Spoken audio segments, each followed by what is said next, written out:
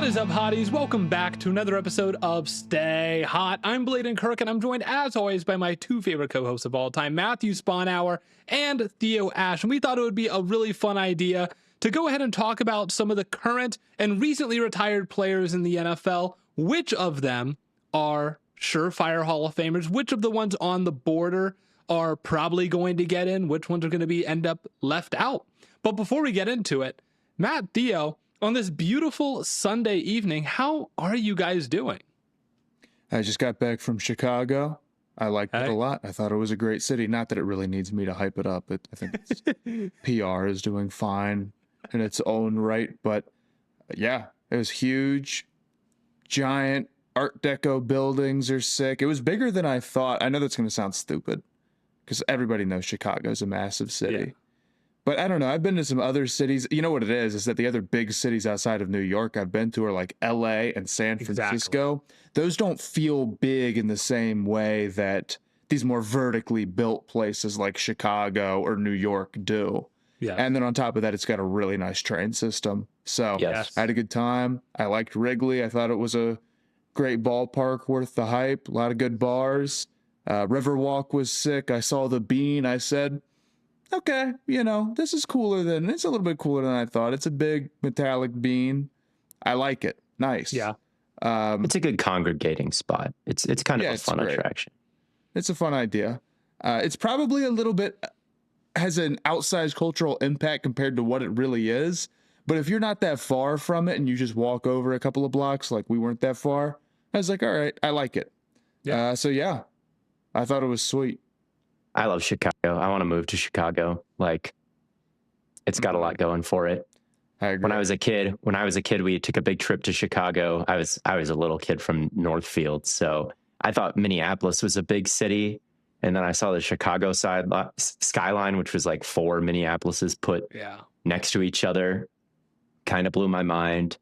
And there was just so much to do. And we went and saw the Shed Aquarium and the Bean, and we're on the boats through the river, obviously, all those things. And one of the great moments of my life, I'm probably like 8 or 9 years old, and it's our last night there, and my dad booked a extra day. He went down to the front desk and was like, we're staying one more day, and we all freaked out. It was so cool. I've got a lot of people I love in Chicago. It's including our editor, Manny. There's a lot of cool people. The Bears aren't even going to be there anymore, which is sick. Don't even have to deal with them. That's true. The city is just getting better and better. For context, if you're new to this show, Theo is a Packers fan. He's not just hating on Chicago and the Bears. If this is your first time ever listening. And for context, Blaiden is a Browns fan, is the one who's not wearing a hat right now. I didn't even... If you've never... listen in theory, to the show there before. could be someone who's never listened before. That is, I think they would have sort of put it together from the context. Yeah. If you've never watched football before, the Packers and the Bears are rivals, which means they've played a lot of games against each other. NFL stands for so the Brown thing. It's a little weird. It's a strange shape, but that's the ball we play with. Yep. And we throw it around and we have a great time. And if you've never listened to a podcast before, it's like a conversation that's recorded and you can listen back to it. It might be a little bit strange because you can't talk to us and we're talking to you. But those weird spider-like things moving in front of your face, those are your hands. Don't worry. They're part of you, and you're actually the one moving them. I did have to explain to someone what a podcast was today. How old are they? They're 9 years old. Okay, all right, come on. It was my 9-year-old cousin. I had to explain to somebody what green was. Well, if they're 3, it's okay. I was at my grandparents' house, and he was like, "Why do you have to leave?" And I was like, "To record the podcast." He's like, "What's a podcast?" And I'm like, "It's a, like a radio show." And he's like, "Yeah." And I was like, "The YouTubers you watch?" And he's like, "Yeah." And it's kind of like a mix between those two things. And I feel like that was a pretty good way to describe that to a 9-year-old. And then he was like, "Can I do that?" And I was like, "What? Can you do the podcast?" He was like, "Yeah." I was like, "Do you have a mic?"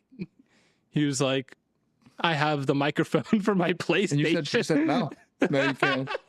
No, you can't. So we're going to be talking about Hall of Famers today and who we think should be in, who we think should be out. We're going to go with active players across the league right now and also dip into the 2010s and some guys who've maybe recently retired. I want to talk quarterbacks, Roethlisberger, Peyton Manning, Phillip Rivers, Russell Wilson, who recently retired. And yeah, just see if they make the cut or not. I was looking at the process to make it into the Hall of Fame, like what the voters do. They cut things down. They go from 100 modern era candidates to 50 to 25 to 15 to 10 to 7 finalists. And then you vote basically any of the 7. I think any of the 7 finalists you think are deserving, you can vote for them. And then there's an 80% vote threshold. And the players who hit that threshold from the 7 finalists get in. There's also a senior committee who elect either coaches, contributors, or senior players, 25 plus year retired players. And they kind of go down their own separate pipeline, and then kind of the modern era candidates and the old candidates kind of join back at the end. Mm-hmm. And each modern era candidate out of the 100 that before it gets narrowed down, I think this is fun. Each voter has to put together a 5-minute presentation on why they should be in. And they just give the presentation to the group, and then they sit down. And then there's deliberation. It sounds like a fun process, to be honest with you. My question before we get started for you guys would be like, how did you think of yes or no when it comes to these guys? Like, what were kind of the imagery or the statistics or what's important to you when saying yes or no? Where you rank among your position and what the standard has been for your position for the Hall of Fame for a while. It is kind of arbitrary, right? Very arbitrary. And I'm not somebody who is going to sit here and say, like, we have to follow precedent that we disagree with or whatever. But I do think there's a standard that's been set. And the whole point is that we have this arbitrary standard of what makes you a Hall of Famer. I think in general, I like to lean more towards how good were you actually. But there is a level of like, yeah, if you do something that boosts your legacy's boosted, right? It's the legacy award. Legendary players do legendary things. Now, that being said, probably my big disagreement, especially for non-quarterbacks, but even for quarterbacks, I don't care if like a receiver has a ring or not, like almost at all. I think it's entirely luck, frankly. Yes. Obviously, when you're a player, you step out on the field every day to go try to win a ring, but ultimately, there's just too many moving parts for you to reliably be able to say like, well, I'm the best receiver, so I can just go and get myself a ring no matter what, right? I think the same is true in the NBA, right? And we have bigger conversations about that because an individual player can impact the game more than an individual can in the NFL. So especially when we get to this level, again, especially when we get to the non-quarterbacks, if a guy stuck around and they get like a late career Super Bowl, it just doesn't move the needle for me. Mm-hmm. And it's not that playing great in the playoffs and being like a core part of a championship team isn't good, but I'm not going to look at a guy who was dominant, but maybe just wasn't in the right situation or like his defense wasn't that good or whatever and say like, sorry, you don't have the hardware. I'm not doing that. Sure. Yeah. I mean, I definitely agree with the ring stuff, but obviously, especially for quarterbacks, getting a certain number of accolades does matter. And I think it matters kind of across the board. I remember I was looking at quarterbacks at one point when the Hall of Fame discussion was getting kind of hot again around Matt Ryan and Ben Roethlisberger and Phillip Rivers and all those guys. There just aren't quarterbacks in the Hall of Fame that don't have at least one of a Super Bowl MVP, a first team All-Pro, multiple Pro Bowls, an actual MVP, like not having, or Offensive Player of the Year, like not having that type of hardware pretty much eliminates you easily if you don't have anything. Right. Yeah, I took accolades pretty seriously too. They're not perfect, but I think they're pretty good. Pro Bowls, I'm less serious about because Pro Bowls, not bad. There is a level of like higher legacy players can get a few more Pro Bowls because of their impact on the game or popularity, and in like sort of an abstract way, that type of stuff does matter. But like, I don't know, man, I didn't want to take Pro Bowls too seriously. If you have I thought 9 All-Pros Pro were Bowls, pretty that's decent. one thing, but Yeah, exactly. I'm taking double-digit Pro Bowls pretty seriously. It's hard to scam that many. But also at the same time, there's certain positions where that's less. Some of the quarterback Pro Bowls recently have been pretty naughty. So you can Shador Sanders. Literally, He's on pace for a crazy career. That's true, and we're taking that into consideration, and that's why, yes, I do have him in my first ballot. Sorry, if he just has to stay at this level, he'll be undeniable. Dude, he's got a jersey retired, and it was a rookie Pro Bowler. It's hard to beat that pace. He's on unforgettable pace right now. He's on an unforgettable pace right now. I also tried to take in. I'll just say one more thing. I tried to take into account the fact that the accolades have changed and how they work relatively recently. Yes. So I would never ding Derrick Henry for not having an MVP. It's just not possible. It hasn't been possible almost since he entered the league. But by the time he was in his prime, they just decided they weren't doing that anymore. Whereas guys of years past were able to do it. That's not his fault. Right. Yeah.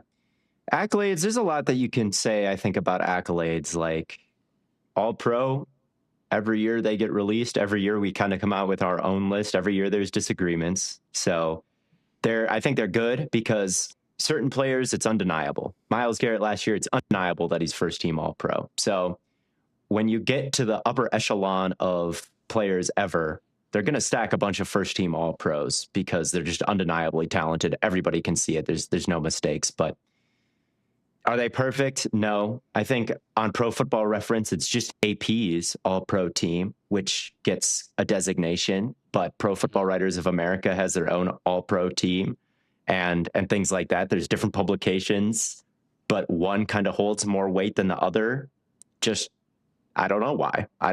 There's the NFL Top 100 list that, you know, you don't get really see those rankings or where you placed very easily anywhere. I mean, you can look it up, like where Patrick Surtain has been in the top 100 and see all the individual videos, but there's no one tracking that. But like getting first on that, getting top 10 on that, like that's pretty serious. You know what I mean? That's a pretty serious accolade, I think, for you. Pro Football Reference has him up. Really? Yeah.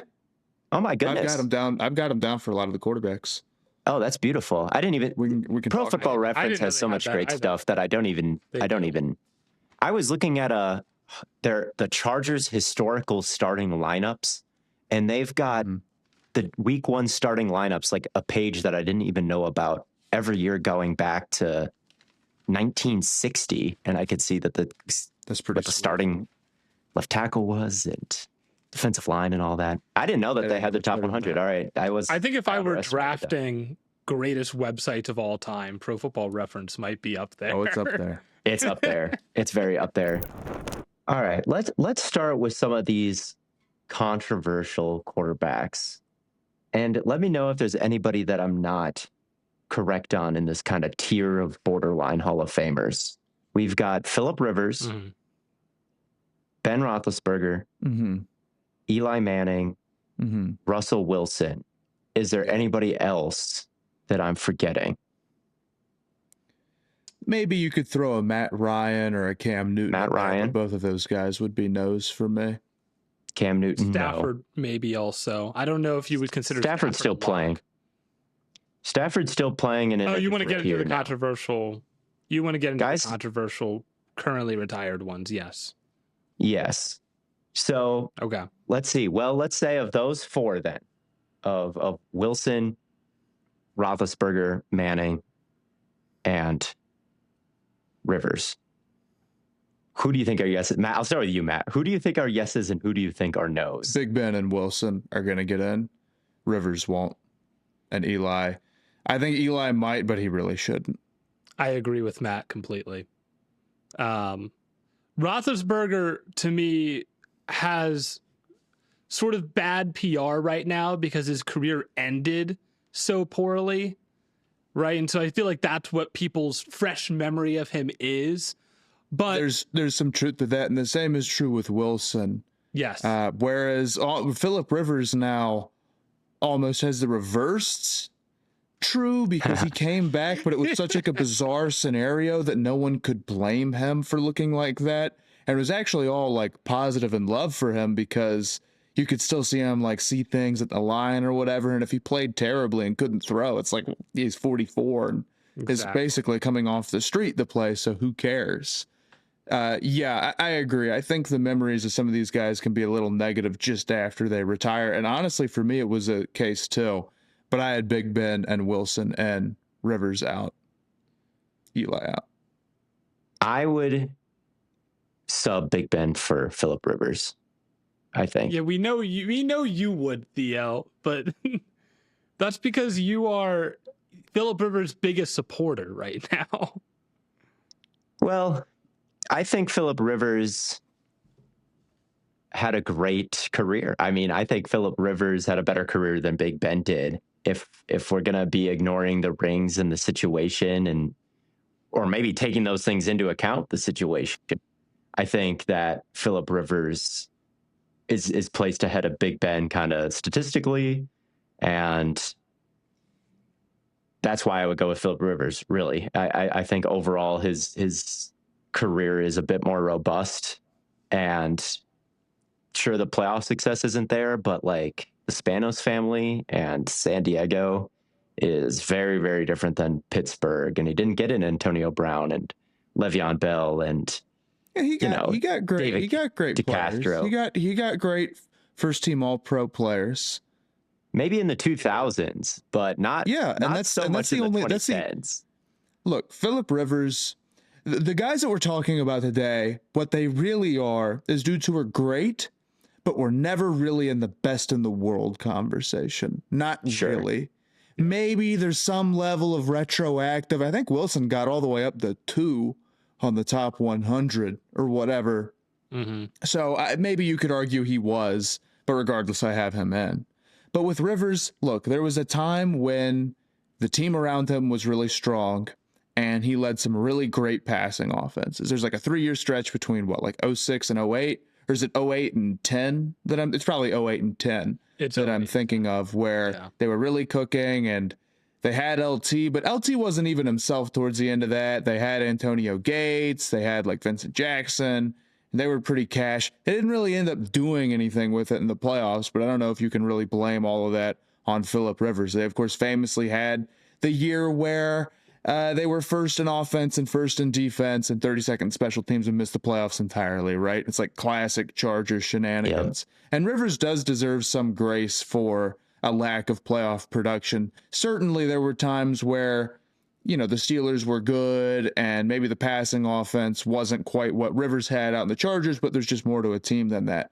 I agree. But I think after 2010, like, how many years would you say that Phillip Rivers was a top 5 quarterback in the league statistically? I'd say pretty rarely. Maybe pretty rarely, but I think he was consistently making them dangerous. I think 2013 is a year that really stands out to me, where he could have been MVP of the league that season, or at least top 3 in voting. They ended up giving him comeback player of the year, and maybe Peyton won, maybe unanimously. But man, those Chargers teams at the beginning of the 2010s were really bad offensively. Like the pass protection, he was getting killed and he couldn't scramble, which was his big weakness. So it's just him getting killed. It's Vincent Jackson holding out almost all of 2010. He plays one more year in 2011, then he's gone. LaDainian Tomlinson is gone. Some of their star offensive linemen are gone.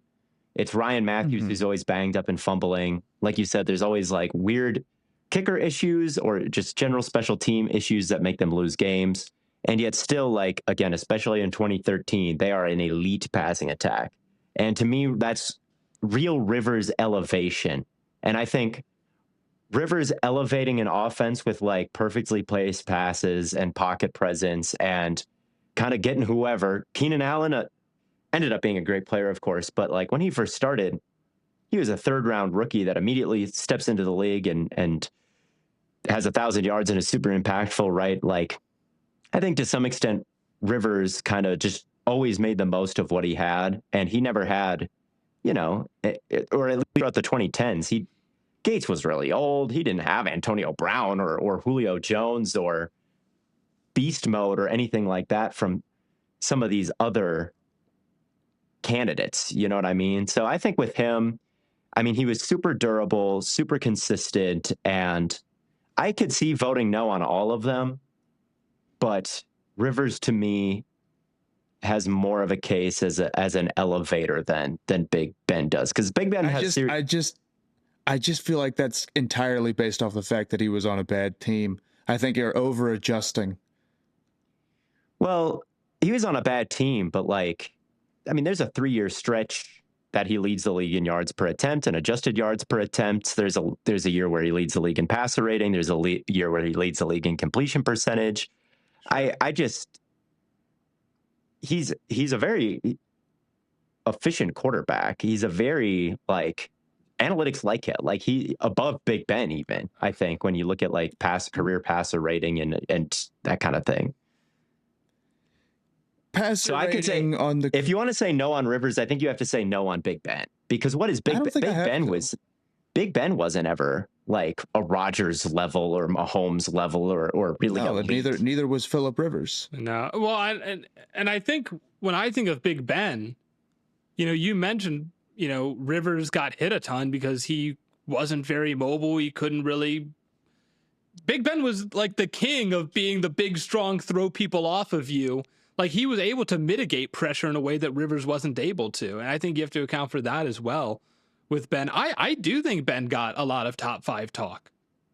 Right? Absolutely. Part of that might have been during like the Antonio Brown era, but like he was playing at a really high level himself. I agree. Yeah, I think so, but I think they're viewed in a very similar tier, with Big Ben having guys like Hines Ward and Antonio Brown and just better supporting cast to end up in. I mean, I wouldn't say the same place because Ben have range. Could you not argue that Big Ben helped make Antonio Brown if you're arguing that Phillip Rivers helped make Keenan Allen who he is? Yeah, maybe that's true. Maybe that's true. I don't think Big Ben is a bad quarterback to play with, but I just think, like, again, 2013 being this peak year where you could say Phillip Rivers was an MVP candidate. Why? Because going into the year, it was day 2 picks, rookies that he had to work with. It was Ladarius Green at wide receiver when he's really a tight end. It's, you know, an injury-prone, fumble-prone running back, all these things. It's one of the worst-ranked offensive lines in the league. And the passing attack was Denver first, Chargers second. And Denver's passing attack has Demaryius Thomas and Julius Thomas and Wes Welker and Eric Decker and down the line. They're stacked. Rivers never got that kind of environment. So that to me environments. No, yes he did. Not in the 2010s, man. Really not. Okay. Okay. Come on. What do you mean? Come on, dude. The Chargers were not building super teams around Phillip Rivers. It got to the point where he had Melvin Gordon and Keenan Allen and Mike Williams and that's solid. That's pretty solid. But it's not. He's not playing with other Hall of Famers at all. You know what Big Ben did in the early 2000s? Won a Super Bowl. Sure, but he had. When he won the Super Bowl, they had one of the greatest defenses of all time. I mean, it's James Harrison, it's Troy Polamalu. These Steelers teams are stacked compared to what Rivers has, and I feel like you are taking rings into account big time. If Ben is I'll be real with you. Game-winning drive in the Super Bowl is not hurting Big Ben's case. No, not at all. Nor should it. But you know what else is? You don't have Eli in. No, I don't. Do you think that Eli is a level of player that Big Ben is? No, he's not. He's just come on. He's just not. I don't think so. This is the issue. This is the issue, is that I feel like the argument against Big Ben begins and ends with, his team. And look, I agree that we should take into account the team that you're on, or that playoff success isn't everything. Eli obviously being kind of like a psycho weirdo case where he has these amazing playoff runs and then maybe he only has like 1 or 2 seasons where he's anywhere close to that. So it's like, dude, you can't do this BS to me, man. I mean, you can't be this. Ben never got MVP player. votes. He's never been on an All-Pro team. Neither of these guys were serious MVP candidates. But the difference is that you don't go look for Big Ben's best season and say, well, he should have. You just take it straight up as like, yep, he was never in the MVP race. Rivers wasn't really in the MVP race either, but you just go find his best season and say, well, he should have been. In 2013, he had absolutely zero shot of winning MVP. Which is unfair because that's a great season. That's an MVP level season from him. Who That's an amazing season from him. Well, it was so Peyton so he was not in the MVP race at all. Yeah. But you're not looking for Big Ben's best season and saying, well, maybe was the MVP like too good that year? Or maybe did they get the voting wrong? No, because I just don't think that there's ever an opportunity for him. Like, I don't think that there's a time when Big Ben had any excuses to not be finishing up high because he was always in Pittsburgh. And I think Pittsburgh always was, a real Super Bowl contender, not just because of Big Ben. He's not elevating as much as Rivers is. That's my only thought, but I could see saying no on both. Wilson. Well, Big Ben does have multiple Super Bowl wins. That does matter some. It does matter some, but I don't think he was as good of a quarterback as Phillip Rivers. I think Rivers wasn't consistent. It's just whenever he's bad, you point to the teammates. Well, I just don't think he was ever that bad. Or I think his best seasons were better. If it was, it's the receivers. Or you're just like, well, Keenan Allen, Mike Williams, I guess that's okay. And it's like, okay, well, yeah, Mike Williams and Keenan Allen is okay. That's a in really the grand good scheme of receiving things. core. With both those guys playing at their Mike Williams really good is receiving core. Guy. He's a guy. Mike Williams was good, man. I mean, you can do this with anybody. You can do this with not with Big Ben. Ben with the defenses and weapons he had. Not Big Ben. Imagine what you would be saying about Juju's great year if it had been Phillip Rivers who was throwing him those rocks. Ooh, it would be a Phillip Rivers molding him out of clay, correct? But no, because Who else was on that team? Antonio Brown. And who else was on that team? Antonio Brown. Antonio Brown was a 5th round pick, man. Yeah, he was. I agree, but I know that Antonio Brown is better than any receiver that ever played on the Chargers. True. Again, Phillip Rivers. You're just like doing this like arbitrary like post 2010 split to avoid the very great players who are like at the peak of their powers, best at their position that Rivers played with. And he had great years during those. He had better years. And Big Ben had great years, did he not? Yes. He wasn't getting MVP votes. I can tell you right now, he was top 5 in EPA per play as a quarterback 6 times, just like Phillip Rivers. But you have Rivers out and Big Ben in. Yeah, because Rivers doesn't have like legendary supporting cast. Rivers doesn't have the playoff moments, and it's close, but it does matter. Yeah.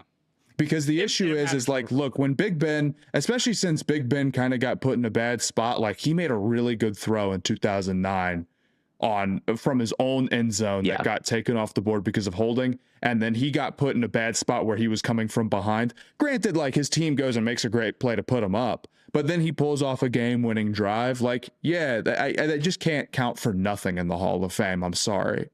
And is Rivers the type of guy where if he was in a different situation or if he had a ring, like maybe he would be in? Maybe. As much as I want to avoid it, like Rivers is probably up there with dudes who you could argue that for. But ultimately, I kind of think that Rivers had a pretty normal amount of help. I think he had a really, really good supporting cast early in his career. I think he had a lot of nice pieces in place. He was playing with another MVP. He was playing with Antonio Gates, who was the best player at his position for a time, and then remained to be one of them for a while. He had nice receivers, and then he had a lull, like a lot of guys have a lull. And then he had, towards the end of his career, things maybe started to pick up a little bit again. I just don't think that's like a totally unreasonable, like. Look, if he's not in the, here's my criteria with the Hall of Fame. How about this? I'll carve the statue. if you're good enough, I'll carve the statue. I don't really. With Phillip Rivers, it's definitely on that borderline of like, look, I don't know What if do I you want to go mean through all that effort. What do you mean? Well, here's my question though, is like, so what is it? It really is just like Antonio Brown. This is and issue. Bell and the defenses, and that's why you get the playoff moments. But the and the defenses offensive lines are a big difference too. And you mentioned the EPA, but I mean, Rivers' career EPA was higher than Big Ben's in a worse situation. To me, that signals that he was a better quarterback, because you could say whatever you want about Phillip Rivers' situation, and it was still fine throughout his career, and it wasn't, the Browns, I'll say that, but they were pretty bad in the 2010s, man. They lost a lot of talent. The offensive infrastructure was pretty bad, and that's why they were winning 9-8 games a lot of those years, like, because they were really bad offensive infrastructure. I think so. I think that's fair to say.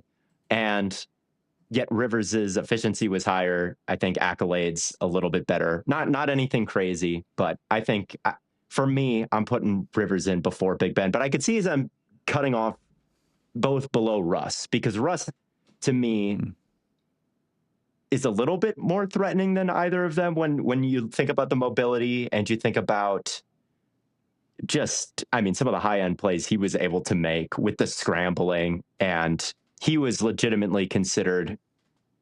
I never quite considered him this high, but he was more in like that. Is he QB1 or at least QB2? Like when he was absolutely at the peak of his powers, like he seemed a little bit more special, and he has a ring.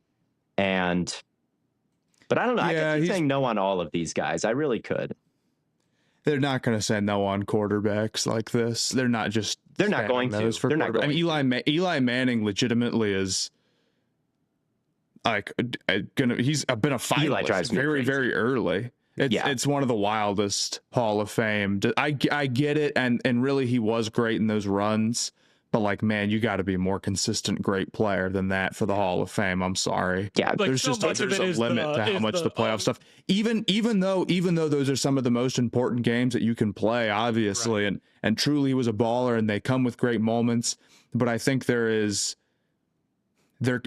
can't be the only thing that matters. Otherwise, why aren't we considering like Julian Edelman or somebody like that, right? Well, and from his own team. Go ahead, Blaiden. Go ahead. Are they considering Edelman? I mean, how much of this is just like it's like, oh, you can't tell the story of the NFL. That means nothing. I hate that so much. Nothing. It means nothing at all. And like, why is it just Eli Manning who gets this? Like, Justin Tuck isn't going to be in the Hall of Fame. He led the playoffs in sacks both times they won a ring, right? Mm-hmm. You can't. The Giants aren't winning the ring without Justin Tuck, but he's not the face of the franchise. It's Eli Manning. He's not the quarterback. That's Eli Manning. Yeah. So Eli Manning gets held to it. He beat Brady. He beat Brady. Right? So Manning gets held to a very different standard than like a Justin Tuck would, even though Justin Tuck had crucial playoff moments. Like, is Jalen Hurts a play away from having a Hall of Fame resume? I don't think so. I mean, by the standard that's being set with Eli, yes. Well, Eli's not in yet. I will say that. But if you do let him in, that is the standard. I think it's going to be pretty hard, honestly, with the new voting system. If you have a good case against somebody, the amount of support they need, or the amount of support for your argument against somebody that you need to like kind of permanently keep them out, I just think divisive players like this are going to have a bad run at it. Maybe I'm totally off base and I'm underestimating how much they're going to weight that type of thing. But like, man, if only it takes 25% of people saying you have to be like a top 5 quarterback more than like maybe one regular season. You have to be like more consistent than this in the regular season. Yeah. Of course, the other thing that'll get brought up with all these guys is where they stand in the all-time passing yard number. I really don't care about it at all. I brought this up on the podcast multiple times. It is a function. It is a result of 2010 passing offense being the highest in the NFL. You see guys from the 80s who have zero chance of ranking highly. I'm sorry, the passing game has just evolved too much over the course of the NFL for me to take those numbers super seriously. On top of that, passing yards in particular are one of those stats that are going to be bumped up and going to like finish highly with, you'll get that number crazy if you can just stick around, because you can be a very bad quarterback and still easily pass for 3,000 yards as long as you get to start every game and you're getting good game scripts or whatever. Right. So a lot of these guys are moving up that list. The stat is that 9 of the top 10 players in all-time career passing yards played in the 2010 season alone. Yes. That tells you that, sorry, it's too easy to scam your way up, and it's too favorable to the modern players for me to view that as like a real accomplishment within itself, unless you're like 1 or 2. Rushing yards are different, but even then, I don't think Frank Gore ranking highly in rushing yards all time, for as much as you would say the opposite is true. And there's some truth to that, right? Where it's probably harder to move up the all-time rushing yard list now with the way that we run running backs and just the overall rush rate, although it's kind of, started to trend the other way since this conversation started. But the issue is that you look at Frank Gore's career and you're like, well, these seasons that he had that got him way up this list, they're really not that great. They really don't, I don't care from a Hall of Fame perspective. If I was drafting Frank Gore, I wouldn't care that much that he has the ability to go for like 3.5 yards a carry at 34 years old or whatever the hell. That wouldn't factor into my evaluation as him. It shouldn't be like the single determining factor of whether or not he gets to be in the Hall, right? Right. It grants you consideration. Like Kirk Cousins is 19th on the all-time passing yards list. Right. And Joe Flacco is 14th. When the Hall of Fame brings the voters the initial list of 100 modern players, Joe Flacco will probably be on that list of 100. Will he get cut very quickly? Yes. But he'll get on the list because it's like, man, this guy's top 15 in passing yards all time. So like, yeah, what do you think? Is it worth voting for him? And then once he's there, it's like, no, he's not. But it gets you some consideration, and it gets Frank Gore consideration. But am I getting out the? I think would people I be will be willing more to make the favorable statue? towards No. Frank Gore. I still don't know what you mean by that, Theo. You make like, are you going to go build a statue of them outside the stadium, or are you making their Hall of Fame? If they're a Hall of Famer, I'll chisel the bust. If you're like that, and I feel you're like that, it may not end up being very good, but you're worthy of that kind of time. We're 3D Attention. printing your head out of resin, and Yeah, I'm going to the library and using their 3D printer, but I will work on it. I don't feel that way about Joe Flacco. I'm not carving the head. If someone came up to me and said, hey man, Joe Flacco, like they want to commission a statue, I don't even know. Like, you get to pick the Hall of Fame, but you have to carve the bust. What if they said that to you? Would you say, okay, but my standards are high if I got to carve this statue? So that's my standard, is like, are you worth making the bust for? you're worth the man. Am I starting to make sense, Blaiden? Or I think so. If you're worth the man hours to go and physically chisel this out of stone, yes, I see that. do I have that kind of reverence for you? It's just a funny way to say, do I have that kind of reverence for you? Would I hang your picture on my wall? Or It's more of an art than a science picking these guys. yeah. So do I feel like you're hollowed like that? I don't know. Right. Oh, yeah.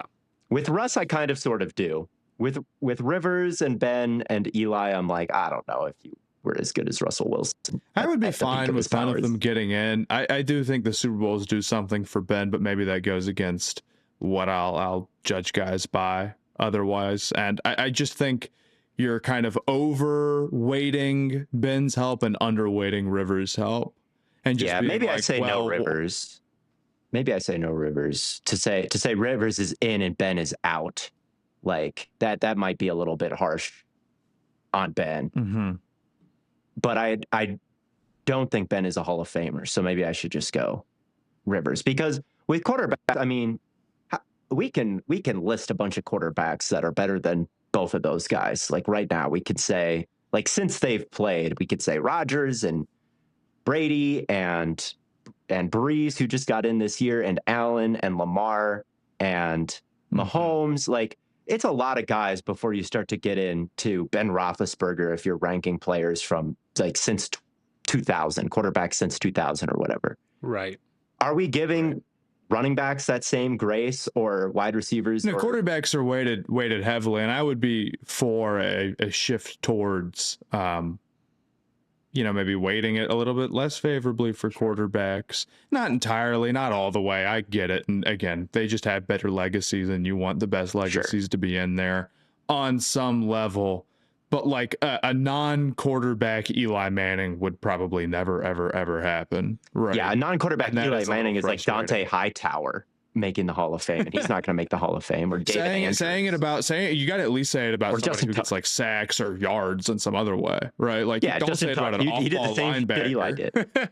Right. We're not even thinking about it for another off-ball linebacker or whatever. So Summer is here, which means the fits are finally out. No more hiding under hoodies and jackets. The little details actually matter, and one thing that can instantly level up an outfit is a good chain or a piece of jewelry. That's why we've been rocking with GLD. I've been wearing my GLD pieces, and they've become just one of those things I throw on without thinking. The quality is obvious when you hold it. It has a nice weight, the details are clean, and it just feels like something that's built to last. And what separates GLD really is the craftsmanship. They use real gold, every stone is hand set, and the whole production process is truly on another level. Durable, waterproof, sweat-proof, and every piece comes with a lifetime guarantee, which I really love. They've got everything else too, right? Chains, pendants, bracelets, watches. They even have an official NFL collab so you can rep your team whenever you want. And for a limited time only, new customers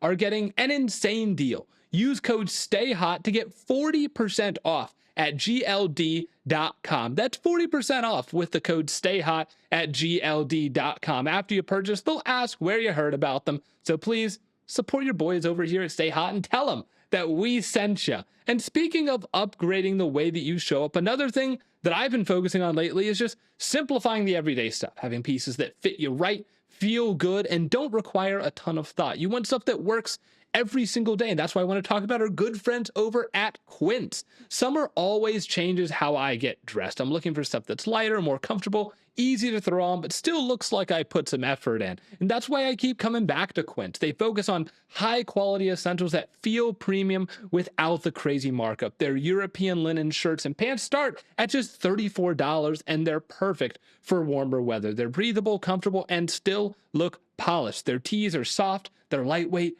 pieces that feel great for cooler nights, and everything just feels easy to wear. The value really is what stands out though. Quince is typically 50 to 80% less than similar brands because they work directly with ethical factories that cut out middlemen. So you're paying for quality, not just a logo. You know, I've been wearing their pieces a lot because they're the kind of basics that just make getting dressed easier. They're comfortable, they fit well, and they actually become a part of your rotation.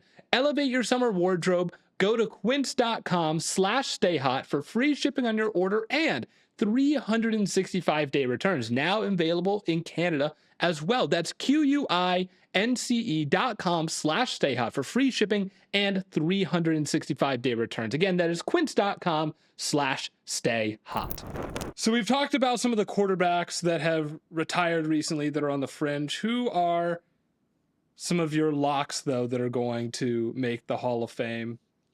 Let's start with you, Theo, since you seem to be flipping through your pages here. Yeah, locks to make the Hall of Fame. I think, well, the number one biggest lock in the league right now is Aaron Rodgers, right? Yeah. And I think Matthew I think we could start with quarterbacks and maybe go through by the positions. Sure. I think Rodgers is the most mortal lock because he's a 4-time MVP. And then Stafford... And then Stafford is also a lot because he's an MVP, Super Bowl champ. Will probably end up top 5 in passing yards, whether it matters or not. And a sick player for a very long time. So he's another lock. And Mahomes is a lock at quarterback. Yes. Probably the best quarterback ever, I'd say, from a talent perspective. Maybe he doesn't get to Brady's legacy and all the rings all time. That shit doesn't matter in terms of whether he makes the Hall of Fame or not. He's a lock. for the quarterbacks. Yes. I'll pass it off for you guys for a different position, but I think those are easy, and I don't think I'm missing anybody either in terms of active quarterback locks.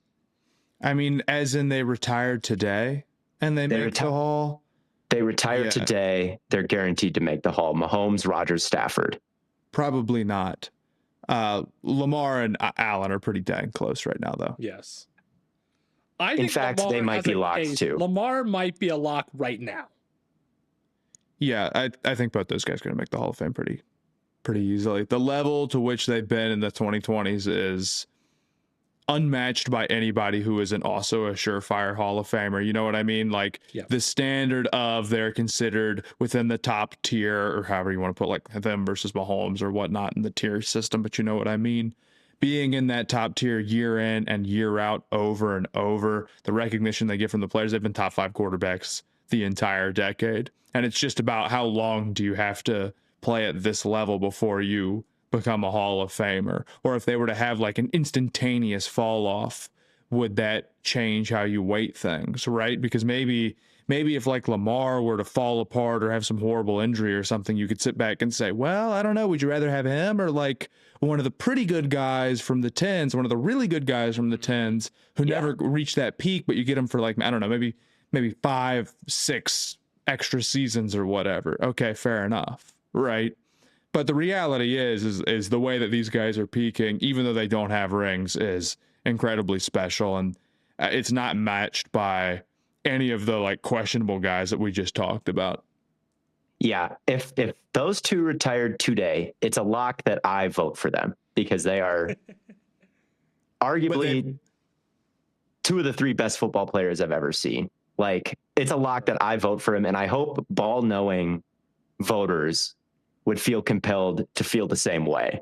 But I don't know if they're locks throughout every thread of logic that you could possibly have about voting people for the Hall of Fame. Longevity would kill them. They'd have just no the chance longevity at first ballot, and it would take them a long time. It's a little bit hard to run, but they're no brainers, barring like a completely bizarre injury turn, and they're tracking to be first ballot Hall of Famers is I think the better way to put it. How about they're tracking to be first ballot guys? Mahomes would be first ballot right now if he retired, no matter what, just because of how important he's been and just how good he is. Rodgers is a no-brainer first ballot. Stafford, not a first ballot guy, but we'll get it definitely.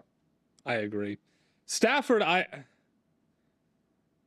if Stafford didn't win MVP, I mean, I don't think he would have. He'd be kind of like the Eli case. Nah, still probably. He's been better than Eli for sure. Right. So I guess that maybe puts him more in like the Rivers, but then he also got one, and so he was nice. I mean, there's been a lot of stretches we've talked about where he's led great offenses with like an insane amount of help. Right. Yeah. Or like this year, like, you know, what were they, first in EPA, or they were up there, but maybe we thought that he was more like the 8th best quarterback and instead of like the first or second or whatever. But ultimately, yeah, he's been good for a long time. And the MVP does totally seal it for him. Yeah. Super Bowl champ as a driving force MVP. Kurt Warner's in the Hall, right? No disrespect, but like, you know, it's just not, they're not going to look back and be like, well, how good was he really with the Lions? Not when he goes to the Rams and turns them around. And especially if the Rams win another ring. Yeah, man.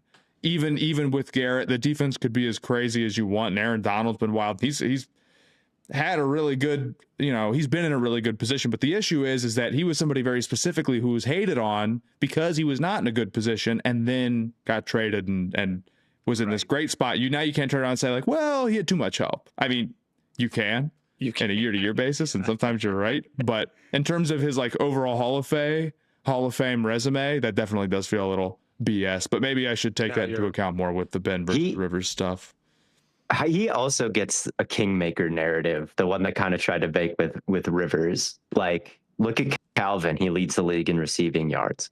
Look at Kupp, he leads the league in receiving yards. Look at Puka, he damn near leads the league in receiving yards. Kenny Golladay, what does he do after Stafford? Like, da-da-da-da-da. There's also this narrative surrounding Stafford of like everywhere he goes, the weapons go absolutely nuts in a way that Eli never quite did. I think some of that is fair and some of that is not. Like, I don't really think Calvin Johnson needed Matthew Stafford to do that much, but like Cooper Kupp, maybe that's true. Kenny Golladay, that's definitely true. At the very least, he elevates the people around him, because it doesn't get much better than the seasons Calvin Johnson had and Cooper Kupp had. I mean, those are probably the two greatest receiver seasons of all time, and they were both not authored by Matthew Stafford. It gets rough when you start to say like Stafford created these receiver seasons, but he did raise the floor and ceiling, I think, of all of his weapons to a pretty insane degree. Yeah. And I don't think either of those guys go for like 1,900 yards with Josh McCown, you know? No, I'd say that's well, probably they're not letting Josh McCown throw 740 times. This is also true. Matthew Stafford is a volume merchant, and that's why he gets all these guys so high. Yeah. Stafford's also a really big playoff riser since being on the Rams. I feel like he's been one of the more consistent guys since joining LA. Like, you could say Lamar, he falls off a little bit, his passer rating goes down. Aaron Rodgers has some real chokes about him. Matthew Stafford, since joining the Rams, has kept a pretty clean, error-free, Brett Favre interception-free, legacy-staining-free thing. Well, have a game-winning drive in the Super Bowl and all that. Like, not to say it's like the Carolina Panthers game, there were some misses. Not to say he's like totally perfect all the time, but man, like that Seahawks game that he had in the NFC Championship game, they lost, but he balled out against a great defense and whatnot, and did in 2 out of the 3 matchups this year in those big games. So he's been a great big game performer. He's got an MVP, which, like, you can quibble about it. Him and May were one vote away. You can prefer one guy or the other, but at the end of the day, they're both elite seasons. So yeah, he's a lock. But thanks. What about the next position? Let's call it running back. Lock running backs in the league today. Matt, any of them? Derrick Henry's a mega lock. Henry. Yeah, and then CMC and Saquon are questionable guys. And then I wouldn't say there's anybody else that I had in my tracking category. Maybe Jonathan Taylor, and then Bijan and Gibbs were in my first 5 years category. Just too early to really make a call one way or the other. But they've had great peaks, right? They've been really, really good at their best. Shout out. That's big. But we're not even going to try to evaluate their career, right? I will say, I think Burrow and Herbert are kind of interesting discussions in terms of what they'd need to do to go any further. But we're also an hour and a half into the record, and we're still on quarterbacks. Blaiden, how did you decide between Henry, CMC, and Saquon on who would make it into the Hall of Fame? I think the longevity is a tough one, right? We talk about running backs through, especially in the current era, right? When you see guys like Zeke and Todd Gurley, who have had these like early fall off seasons, and everyone now talks about running backs through the lens of, it's like, oh, well, if they've got these injury issues, they fall off after a certain age. But I think Derrick Henry and Christian McCaffrey have really pushed past this narrative and have put themselves into this Hall of Fame trajectory. I think Derrick Henry is for sure because especially after the season that he's coming up on, we're expecting him to be really top 5 all time in rushing yards, right? Which then puts him in conversation to have a chance at the rushing record, which I think he has a pretty good shot at. And he's also been really efficient, and especially in his time in Baltimore, he's been really efficient. McCaffrey is interesting because he's had so many injuries, but I think the fact that he keeps coming back and he's still really good. I mean, he has some of the most, he was so impactful in Carolina, both as a rusher and as a receiver. And for him to continue being that in San Francisco, to really have this dual running back threat for multiple teams and for as long as he's been able to do it. I think those are 2 guys that I definitely put in. Saquon, I don't feel quite as good about. And Theo, you're I'm gonna kill you, bro. You can explain, but I'm gonna kill you. Well, why do you have him in clearly? What is the Hall of Fame for if not to vote for Saquon Barkley? What is the Hall of Fame for if not to vote for Saquon Barkley? Now, I assume he doesn't have the durability and the caliber. It's not like it's 2,000 yards every year with Saquon Barkley, right? You know, and it's not like he's got any kind of shot at the all-time rushing record like Derrick Henry does. But if CMC is in, and you feel pretty good about that, I think you got to feel pretty good about Saquon Barkley, because they're both just, even though they're kind of banged up and they're not going to be all-time high and these cumulative statistics, like we were there, we know what we saw. And Saquon Barkley, like I know what I saw with Saquon Barkley. Like this is. See, I think part of my, objective with this, which is different than maybe both of you, I don't know, but I look at this from the perspective of 50 years from now, when someone looks back at the Hall of Fame list, are they going to be like, why was this guy in? You know, and maybe it's different because they're going to have the highlights to look at with Saquon. And from that boy nice syndrome, Saquon definitely gets in off of that alone, right? I mean, he's got some of the most mouth-watering runs you've ever seen in your life. Mouth-watering. He does, but also 50 years from now, I don't think anyone's going to look like, I think McCaffrey's receiving is going to look better on a Hall of Fame ballot or on a Hall of Fame resume than Saquon's rushing, even though like they are kind of similar. I'll give you in like their career trajectory, but I do think McCaffrey having the receiving stuff that he has makes him a better case. I just don't care how Gen Delta Sigma Pi feels about Saquon Barkley. I know what I saw. If they're confused, they should cut on the tape, because they will soon see why he's a Hall of Famer. And they can open Pro Football Reference and they can say, oh, he had a 2,000 yard rushing season and several other elite seasons with the Giants. I mean, his rookie year was extremely special. So I think that season alone is one of the GOAT seasons ever, right? I mean, it's the most rushing yards total over a period of a full year, playoffs and regular season. Now, it's a 17-game season plus a full playoff run, so there's some volume there. But I mean, the amount of big plays that he was hitting, like 50 plus yards, 60 plus yards, 70 plus yards, it was unmatched in NFL history. Just the long dagger touchdowns. And with running back especially, like we know that a great running back can be bogged down by a bad offensive line with some of these numbers. And with the Giants, the reason his seasons don't all look fantastic is because the Giants were, and still are, bad. They're bad now, and they were bad before he got there. So he was freed by going to the Eagles a little bit. And I just don't think we can look at Saquon's like, oh, yeah, he had a season where he only averaged 3 yards a carry or 3.5 yards a carry or whatever it was. I don't think that makes him not a Hall of Famer, because he is the caliber of player that he is.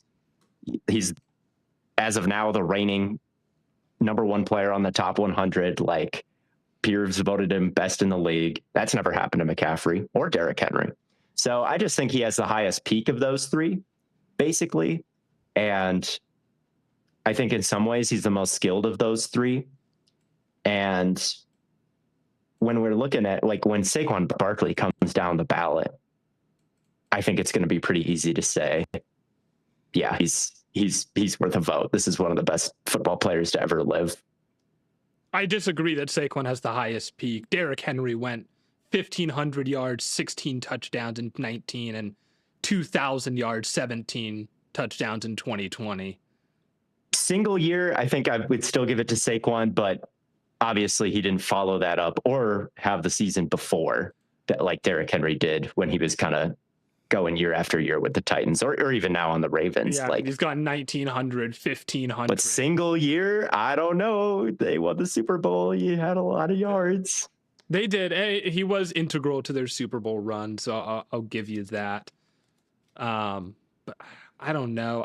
He is entering his age 29 season. And I guess McCaffrey's entering his age 30 season. So maybe those guys maybe I should be a little bit closer on those guys where like maybe McCaffrey doesn't get him. But I think Derrick Henry is an absolute ultra. He's a mortal lock. I don't know if the other two are mortal locks. I would vote for the other two. I think I would vote for the other two. I don't think that either of them would get in if they retired today. I think it's going to come down to longevity. There's a lot of running backs who are really good who then don't extend it long enough. That's kind of the big issue. And the voters really value longevity. Now we can make an argument about what we would do. I'm probably basing what I'm talking about a little bit too much on what I think will actually happen versus what I think happened as we talk through this. Mm-hmm. But I don't know, man. Saquon being a one-time first-team All-Pro is tough. If you're not pairing that then with at least a number of also really high-level seasons. Right. And I mean, Larry Fitzgerald obviously gets a huge break for like his quarterback play, but Larry is also kind of uniquely loved. And I think that helps. And on top of that, second in all-time receiving yards, just behind Jerry, does help. Yeah. Even if it's biased towards modern players, sure. When the only guy you're behind is Jerry Rice, it's still like it'd be like being first or second in all-time passing yards, right? It's a lot different than being 13th or something, which is still really amazing, but is maybe a little bit different. So I'll say this, I don't know. I'll say this about Saquon though. He might be a one-time first-team All-Pro. He's a two-time scrimmage yards leader. He did it obviously in 2024, and he did it his rookie season. He had over 2,000 yards from scrimmage. Won Rookie of the Year. Did not get first-team All-Pro, but that's an elite seat. Like to have that under your belt to me is pretty valuable. McCaffrey's also a two-time scrimmage yards leader and has another 2,000 scrimmage yard season, 3-time first-team All-Pro. Yeah, he's really good. I'd vote for both of them. I know that some running backs aren't in with better overall stats, but I don't know if other running backs are not in with those peaks, I'd say. Like, I know that, like, Saquon Barkley, because Pro Football Reference has their Hall of Fame tracker. Saquon Barkley's like 45th or something like that. He's really low on the running back list. Yeah. But I think that that's kind of discounting just how good the peaks really have been. And I think voters would value that a little bit higher than, he's the 40th best running back of all time. He's the 50th best running back of all time. I think in reality, in all of our collective hearts, at least right now, he's a lot higher than that. But maybe I'm a prisoner of the moment, and maybe Gen Alpha Data Thry would disagree with me and say I'm unk. The Hall of Fame monitor is interesting to look at because it does, like, the average Hall of Fame bar that they have there is always really high. It's really high. You're like, oh, Kevin Byard, like he's pretty strong, and then you look at him and he's like, he's the 500th ranked defensive back. Damn, how many good defensive backs have there been? Jonathan Taylor is the last guy you mentioned, Matt. I think he's trending pretty good. He's 5th all time in yards per game, in rushing yards per game. So I don't know if he's reached the heights of CMC and Saquon, where I'd give him a vote if he retired right now. Like, he has 3 really healthy years. But if he can keep up 90 yards a game for a while, I think he's off to a good start. And then as far as receivers go, because I guess that's where we would move on to next here. Modern guys, Jefferson, Chase are kind of the big two that come to mind for they kind of just breach your threshold of years, Matt. But they've been two of the best receivers, or just the two best receivers in the NFL pretty much since they've entered the league. Tyreek Hill is another guy you would throw in that mix. Devontae Adams. Who do you have in? Tyreek Hill, I think, is someone who I would put in for sure. Chase and Jefferson are guys who I think will make it at some point, but I don't have them in currently. Chase, I think, is interesting because he does have the triple crown, and that might be enough to get him in now. I think some hasn't been enough for Steve Smith. But I think right now it might just be Tyreek Hill. Devontae Adams is someone I've thought about. But Ooh, that's a high bar. I don't know if he's quite done enough to get it. I think receiver might have. What way? I just think receiver has a higher bar for, like, he's been really good, but I do think you sort of have to be on like a pretty insane path to get in currently, when there's guys like Reggie Wayne, Torrey Holt, Julio Jones, Antonio Brown have to get in. Like, I just don't know if Devontae Adams is going to be able to get in before any of those guys. He might be able to get in at some point, but whenever you start to like stack up the list of names that have to get in over someone else, I just feel like it's, at this current, if you retired today, I think you would just have a really hard time getting in the next 10 years, 20 years. He might. When you look at the finalists, there's some wide receivers that kind of log jam it for sure. I mean, Reggie Wayne has been a finalist. Right. He's gotten down to that final 7, right, a bunch of times in the last couple of years. Torrey Holt, I don't know how many times he's been a finalist, but he has 2 1,600-yard seasons. Adams, though, I think surpasses those guys. He's a 3-time first-team All-Pro, and the touchdown numbers with him are going to end up being crazy. I mean, Torrey Holt has, 74 career touchdowns. Reggie Wayne is going to have 82. Devontae Adams isn't even over yet. He just led the league in touchdowns last year, so he could have another double-digit touchdown season in him.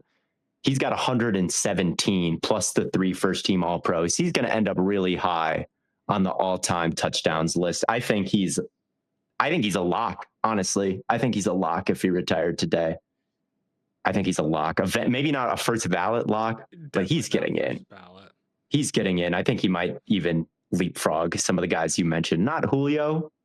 No, but not Julio. Probably not AB. Those guys have pretty insane peaks for sure. But I don't know. Reggie Wayne and Torrey Holt are tough because I feel like those are guys that also people acknowledge should be in by this point.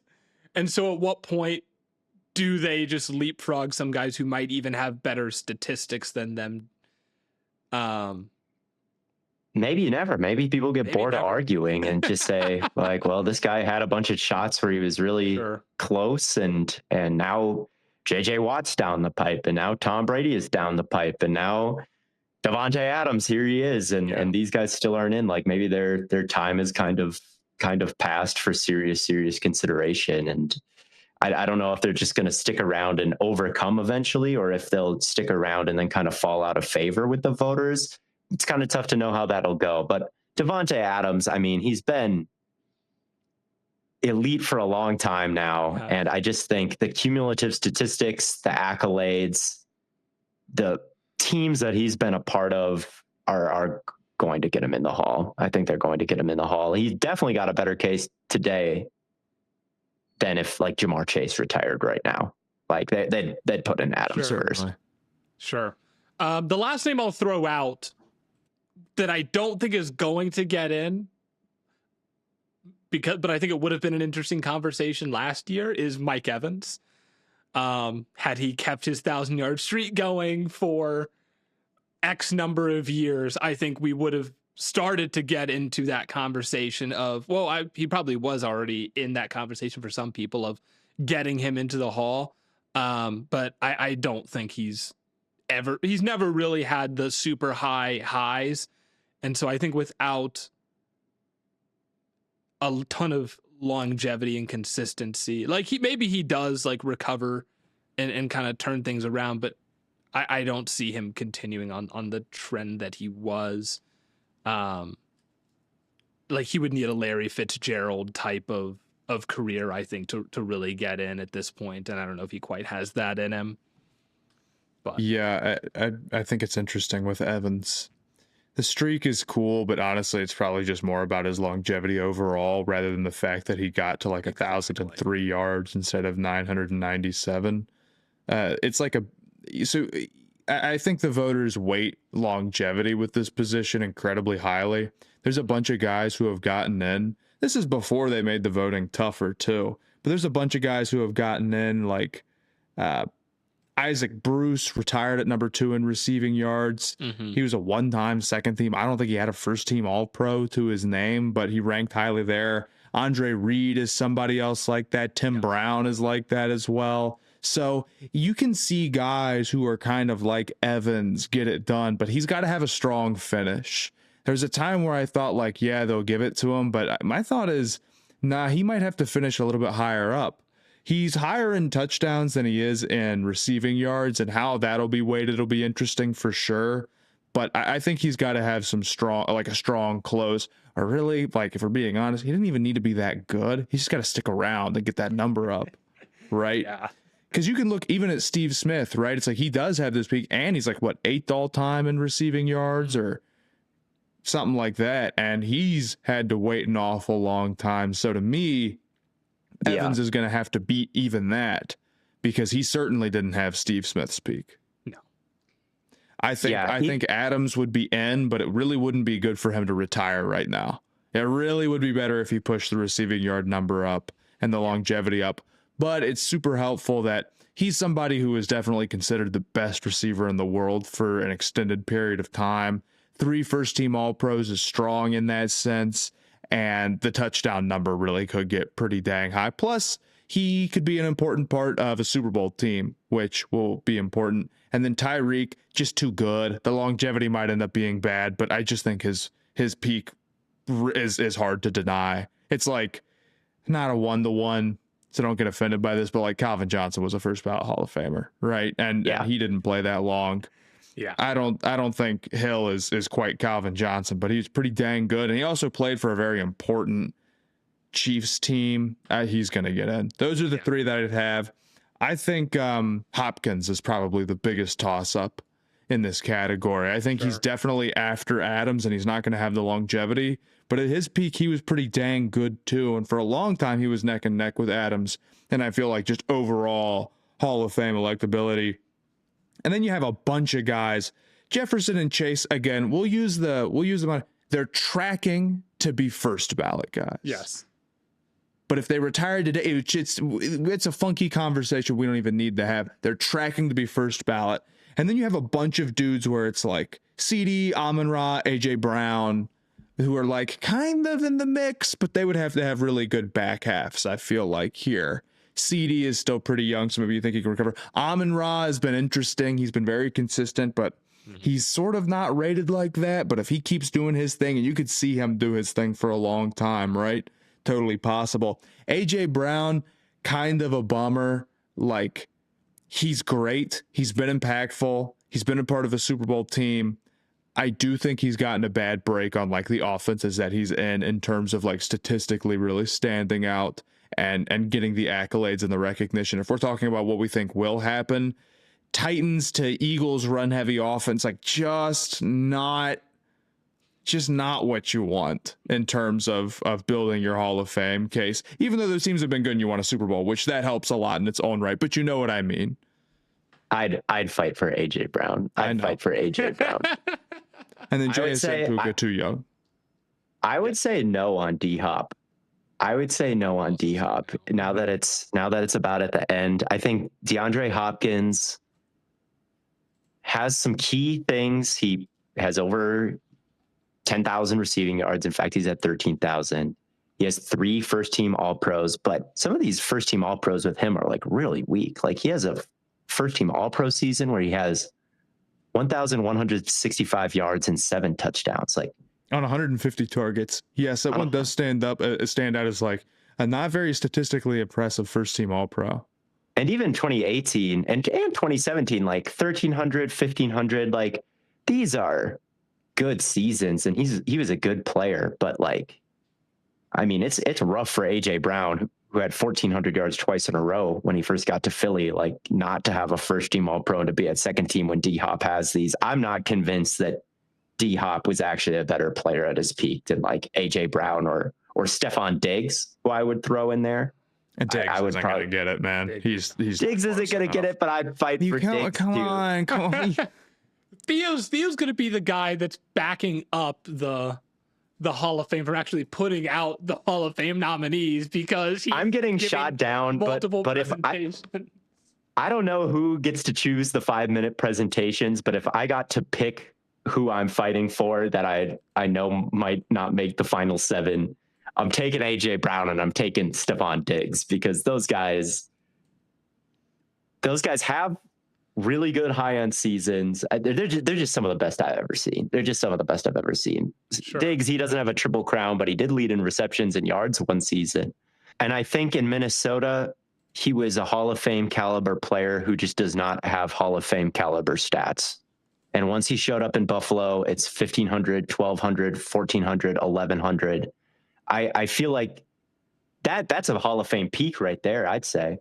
But it just wasn't sustained for a long enough amount of time to get in when there's such a logjam at wide receivers. And I understand that it's not probably in the cards for him, but I think he was a better player than D-Hop, and D-Hop has a pretty good chance to make it. So that's kind of what I'm going for, where I would fight for Diggs, but I don't really expect him to make it. I don't know about AJ Brown. I'm pretty excited about him because I think he played well last year, and now he's in New England with Drake May as a top dog. Like, could first team All Pro at age 29, right? Like, is that completely unbelievable? Like, it's not. So AJ Brown still has a chance, I think, to really stack the deck in his favor in a way that Diggs, 33 and not signed by a team right now, doesn't. But Diggs was really good. I'm not gonna say I think it predicted or anything, but no. I might vote for him, and then no one else does, and he gets cut. But that's okay. Matt, tight ends, Travis Kelce and George Kittle. I think both are gonna get in. Yeah, I mean, with Kittle, we'll see. It's gotten kind of dicey here because of the injury, of course, and he hasn't had as like an obviously long dominant run for a dynasty team that Kelce's had. I mean, Kelce's first ballot, right? Kelce's a mortal lock. He's one of the no-brainer. Go to sleep on it. But here's the thing. Tight end, not an easy position. Since 2000, there have only been 4 non-senior Hall of Fame tight ends. And the senior Hall of Fame tight ends are totally different. It's Gonzalez, Sharp, Gates, and Dave Casper. And Dave Casper, no disrespect, like not even really a modern candidate. So I'm gonna put him to a difference. Well, he's just like, he didn't play modern football with modern like passing offenses, right? The way that we do now, right? He was great, 4 first-team All-Pros, but like, in sort of a different category than the other 3 guys through no fault of his own. Tony Gonzalez, 6 first-team All-Pros, 4 seconds, 14 Pro Bowls, 1,325 catches, 15,000 plus receiving yards, 111 touchdowns. Tony G. Yeah, man. Tony G was it's pretty good. Yeah, so that's pretty good. Sharp, 4 first-team All-Pros, 1 second, 8 Pro Bowls, 815 catches, just over 10,000 yards and 62 touchdowns. Gates, 3 first, 2 second, 8 Pro Bowls, 955 passing yards, 11,841 receiving, 116 receiving touchdowns. That's the bar, man. You got to be the best for many years, and you got to put up some pretty serious stats. When we go look at Kelce and Kittle, and again, these aren't perfect, but we've already said what we said about Pro Bowls and all that. Sure. Kelce sitting on 4 first, 3 seconds, 11 Pro Bowls, 1,080 receptions, just over 13,000 receiving yards, 82 touchdowns, and also a major part of a dynasty and a known Super Bowl, playoff riser. Kittle, 2 first, 3 seconds, 7 Pro Bowl, 595 receptions, just over 8,000 yards, 52 touchdowns, known to be an incredibly good blocker, has also played in a lot of big games and has been a really key part of a very notable team, even if they don't have a Super Bowl. I think a lot of that stuff really helps them. If Kittle were like just totally shot when he comes back, I would be pretty nervous. But I think he would be in. I think he would get in. But his receiving numbers they're lagging just a little bit behind of maybe what you would hope. Well, you would love for him to have like a strong finish. And tight ends are a position where you really can finish strong and kind of seal the deal. in terms of getting those numbers up, which again, I don't totally agree with being compared to the rest of everybody for all time, but it matters a lot to the voters. Outside of that, I mean, is there anybody you're even considering? I said maybe McBride, but we'll see. Ertz, I don't even think is close, unfortunately. No. So Ertz I wrote down, but eliminated him pretty quickly. I said McBride, pretty good last year. If you can do that like a bunch more times, we'll have a conversation. Then all of the second-year guys, obviously second years, and Bowers, obviously too young, but really nice. And we don't want to get ahead of ourselves on anybody going for like 800 as a rookie, even though that is pretty dang good for a tight end. Pretty good. But Loveland tracking for first ballot. So I think Kittle is the only big debatable guy there, and I think McBride is way too wait and see. But even with McBride having 6 touchdowns in his first 3 year hurts. Like you go through all those tight ends, and I think like, wow, 100 touchdowns, like that's crazy. Even Gronk, who you could compare to Kittle because he doesn't have 10,000 yards, he doesn't have 100 million touchdowns or anything like that. But he was a great blocker, and like we know what we saw. But even he has 92 touchdowns in his career, which is more than Travis Kelce even still. Like that guy was a touchdown scorer. So for McBride to only have 17 so far in his career, like he's got to get the win. He did have 11 last year. It was such a fluke that he had so few his first 3 years. Well, that's the issue, is that with touchdowns, I feel like that they can be a little bit fluky. But yes, a lot of the tight ends are like, well, this guy was a notably great red zone weapon. So I can't sit there and be like, well, Antonio Gates fluked his way to 116. It's like, probably not. But but there is more to just scoring the touchdowns. And what, Andre Johnson never had 10 in a season. Right. Julio, they just didn't really use him. I think maybe some teams, maybe Kyle Shanahan knew the slot fade was bad and decided to just run it with their running back because it's a better play. And that's not Julio's fault that they might know that, look, as good as Julio Jones is, throwing a contested catch ball isn't as good as just running a QB sneak, God damn it. So there's some of that. But when everybody's got 100 touchdowns and when Gronk is kind of your closest comp, because Kittle's kind of like Gronk after Gronk, right? I'd say just contested physicality beast, stuff like that, blocking, stuff like that. Mm-hmm. He's coming off an Achilles now when he's old, and he's still 40 touchdowns behind Gronk. So Kittle's far from a lock. He's not in that tier, but at the same time, like once they elect Kelce pretty quickly, you're going to be left there with looking at Kittle. Like Gronk. Yeah, Kittle was pretty good. Like, what other tight ends are we gonna? I mean, this is the. He's got a lot of first team All Pros. This is the thing that worries me, is that they've only done 4 in 26 years under easier rules. They've done 3 modern guys since like in the last 20 years, man. Who's to say they don't just sit and wait on Kittle for the entirety of one of these young guys' career until then they say, screw it, put him up. Especially since Kelsey's not even retired yet, and you've got Gronk coming down the pipeline. Maybe he's in more trouble than I think, but it would be a shame if he missed because he couldn't have like sort of the nice soft landing that you need. You need to get some fake seasons with phony yards. His injury concern. It's bad. His injuries are so brutal. Like I was watching his tape. I was watching Devin Witherspoon's tape actually because I'm making a top 5 corners list, and like I come across a rep against Kittle, and like Kittle's so fast, like even last year, so fast, such a vertical threat, such a great blocker. Like this guy is everything you want in a tight end and more. And part of 2 teams that have been to the Super Bowl, and Shanahan, they win every game when Kittle plays. Like he is a factor in winning. Like this guy is a huge factor in winning. Yes. So I hope that he makes it because he's a Hall of Fame caliber player like Saquon, like CMC. I don't know how high he's going to rank in these all-time conversations, but when I look at beasts and creatures and cryptids walking the landscape of the league, George Kittle is one of them. So I hope that he makes it, but yeah, it's not a very strong statistical case that you can make. He's never led shit in anything. There ain't any dark blue or dark black on his Pro Football Reference, but there is a lot of All-Pro. He's never been better. There is a lot of All-Pro. It's always been a conversation. I just think Kelsey has gotten. It was a conversation. It's been a conversation. We just don't care about blocking.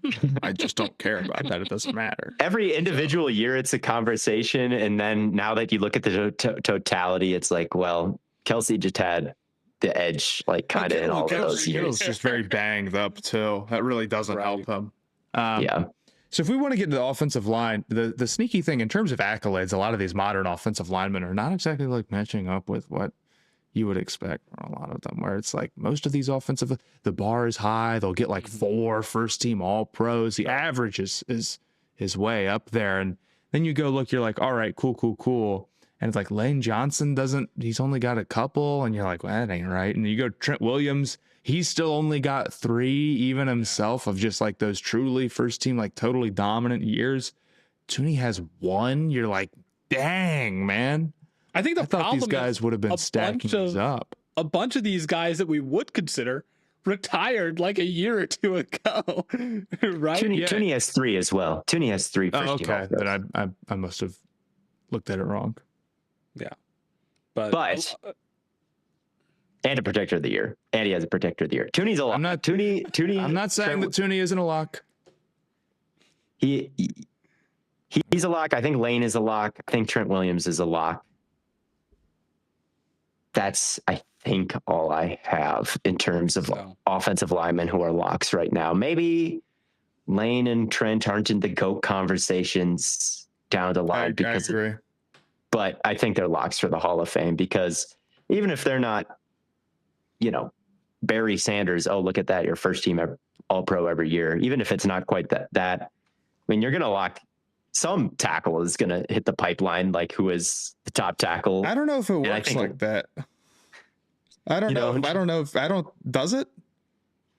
I don't know. I'm just imagining like Lane Johnson retires and then Lane Johnson is eligible for the Hall of Fame. Like, are we not going to look back and think Lane was the best? Maybe not.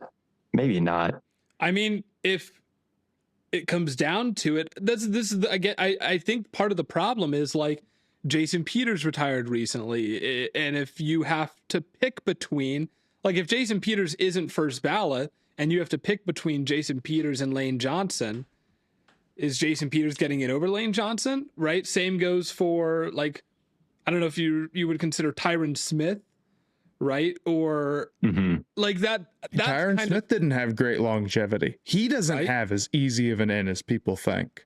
Yeah. I'm not saying that he's not going to or that I don't respect him, but like the only guys that I glanced at that I thought were locks who just retired, Kelsey and Zach Martin are both going to be first ballot. Yes. And there's a lot of guys who are actually kind of on the accolade borderline in terms of where they've landed on AP teams. What's interesting about the modern guys, though, is that a lot of these dudes, they stack them up right at the end, and then they're out. It can take a long time to build to that, but then you can play a long time. Now, I think a lot of the dudes that I was going through, I had them all in my in category. I did have one other name that I'm feeling pretty good about. Quentin Nelson's probably going to get in. Yes. If he retired today, he'd be in big trouble, but he's been too good for too long, I think, at this point. And he's been, like, he was a notably great prospect, so he's always had good press, and he's really, I know he had some down stretches and was banged up, but he's been, like, back and well for a while. I think he's tracking well. And then there's, like, a bunch of guys where it's probably just too early to say, because offensive line is one of these positions where you can hang around a long time. And I guess I'm just, as I'm going through it, saying this about every single position. Longevity is just so important to these guys. Luke Kuechly wasn't the first ballot Hall of Famer under the new rules, right? And Luke Kuechly couldn't have possibly done anything more than, I mean, he could have gotten a Super Bowl, which I'm sure would have pushed him over the edge, actually. But all good. Don't worry about it, guys. Not his fault. Yeah, Cam's fault. Yeah, something like that. But like Wirfs, Sewell, Creed Humphreys, Lindstrom's got a weird one. He's got no first. I don't think he's really viewed like that, but he's stacked up like a number of seconds. And like Quinn Miners is PFF he's will going make the back case. to back. Yeah, Quinn Miners is coming off back-to-back ones. That's probably pretty good for them. So there's a number of dudes where it's just going to come down to it, because nobody's sitting here and saying like, is Wirfs peaking high enough? I feel like we don't view offensive linemen that way, where it's like, but were they ever the best? What we want to know is, were they one of the best for a long time? Yes. Right? Yeah. Whereas we'll ask if a quarterback was the best. We'll ask if a running back was the best, especially. Do you have an offensive player of the year? Now, maybe that's just a function of there not being protector of the year up until now, and that changes going forward. That would be interesting. That would be interesting. I don't know if it does change too much, because I think part of being a Hall of Fame offensive lineman is just being able to be the centerpiece of... It's being able to be consistent. When we think about a great running back, we think about them making a play that flips the game on its head. We don't really think about offensive linemen that way, or a tackle especially. We think about them being trustworthy. Yes. And that's why, like, Joe Thomas is such a like, he never missed a snap for his first, whatever it was, like 11 it was like 11,000 snaps in a row. Yeah, this is ridiculous. Yeah. So something like that.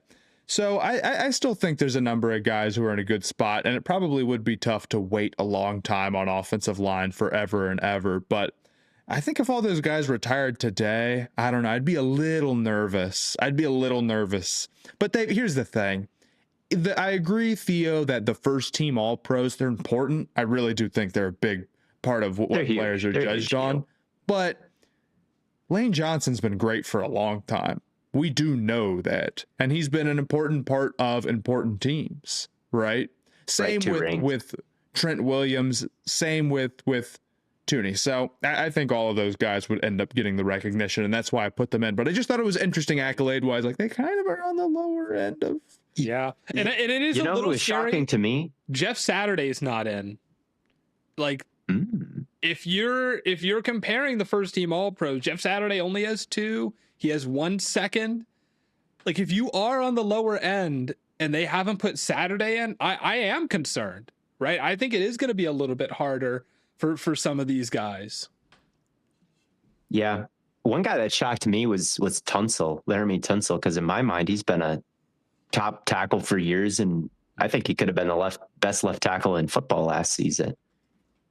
And he's never been anything more than a Pro Bowler. Yeah. He doesn't have any seconds. Yes. He doesn't have any first. I mean, and I think that just sinks him almost entirely unless he starts stacking them right now, basically. You never know, because I do think, with offensive linemen, it comes down to being trustworthy. It doesn't come down with making the huge plays. Tunsil is great, but is somehow not trustworthy. It kills him. But is it possible that, like, the older you get, the more trustworthy you become because you're kind of established? Like, could it be if he continues to be the best left tackle at age 32? Like, could you say, like, well, now he's such a vet, like, now is the time to start rewarding him? Or, like, for Protector of the Year, when that award came out, I think we all knew at this point last year they're going to give it to somebody who it's maybe their last chance to get one. They're not going to give it to Sewell right away.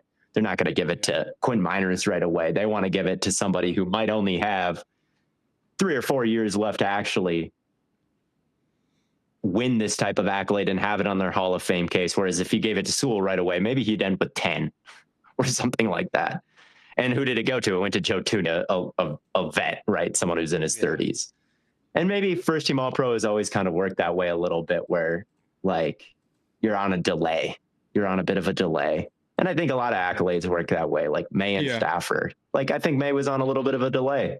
And I think, Josh Allen winning it that year and not winning before, like, not even really being in consideration in 2020 and 2021. Like, he's on a bit of a delay because Rodgers was dominating in 2020 and 2021. And you could have just as easily, I think, argued that Allen was super valuable, especially in 2021, but he couldn't really get by Rodgers and Brady. So I think there's still a chance for offensive linemen to kind of get hot with these accolades right at the end.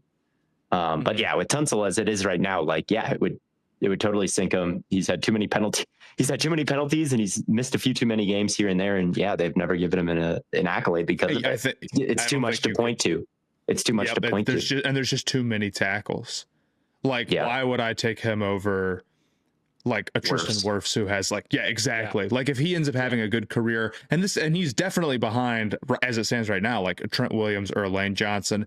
He is somebody where I think they've been really good, but I also think like they're way behind the 8 ball in terms of actually getting themselves into the Hall of Fame. They need to do something. So support for today's episode comes from our good friends over at Square, the business platform that helps sellers become neighborhood favorites. Whether you're running a small shop, a restaurant, or business. Support for today's episode comes from Square, the business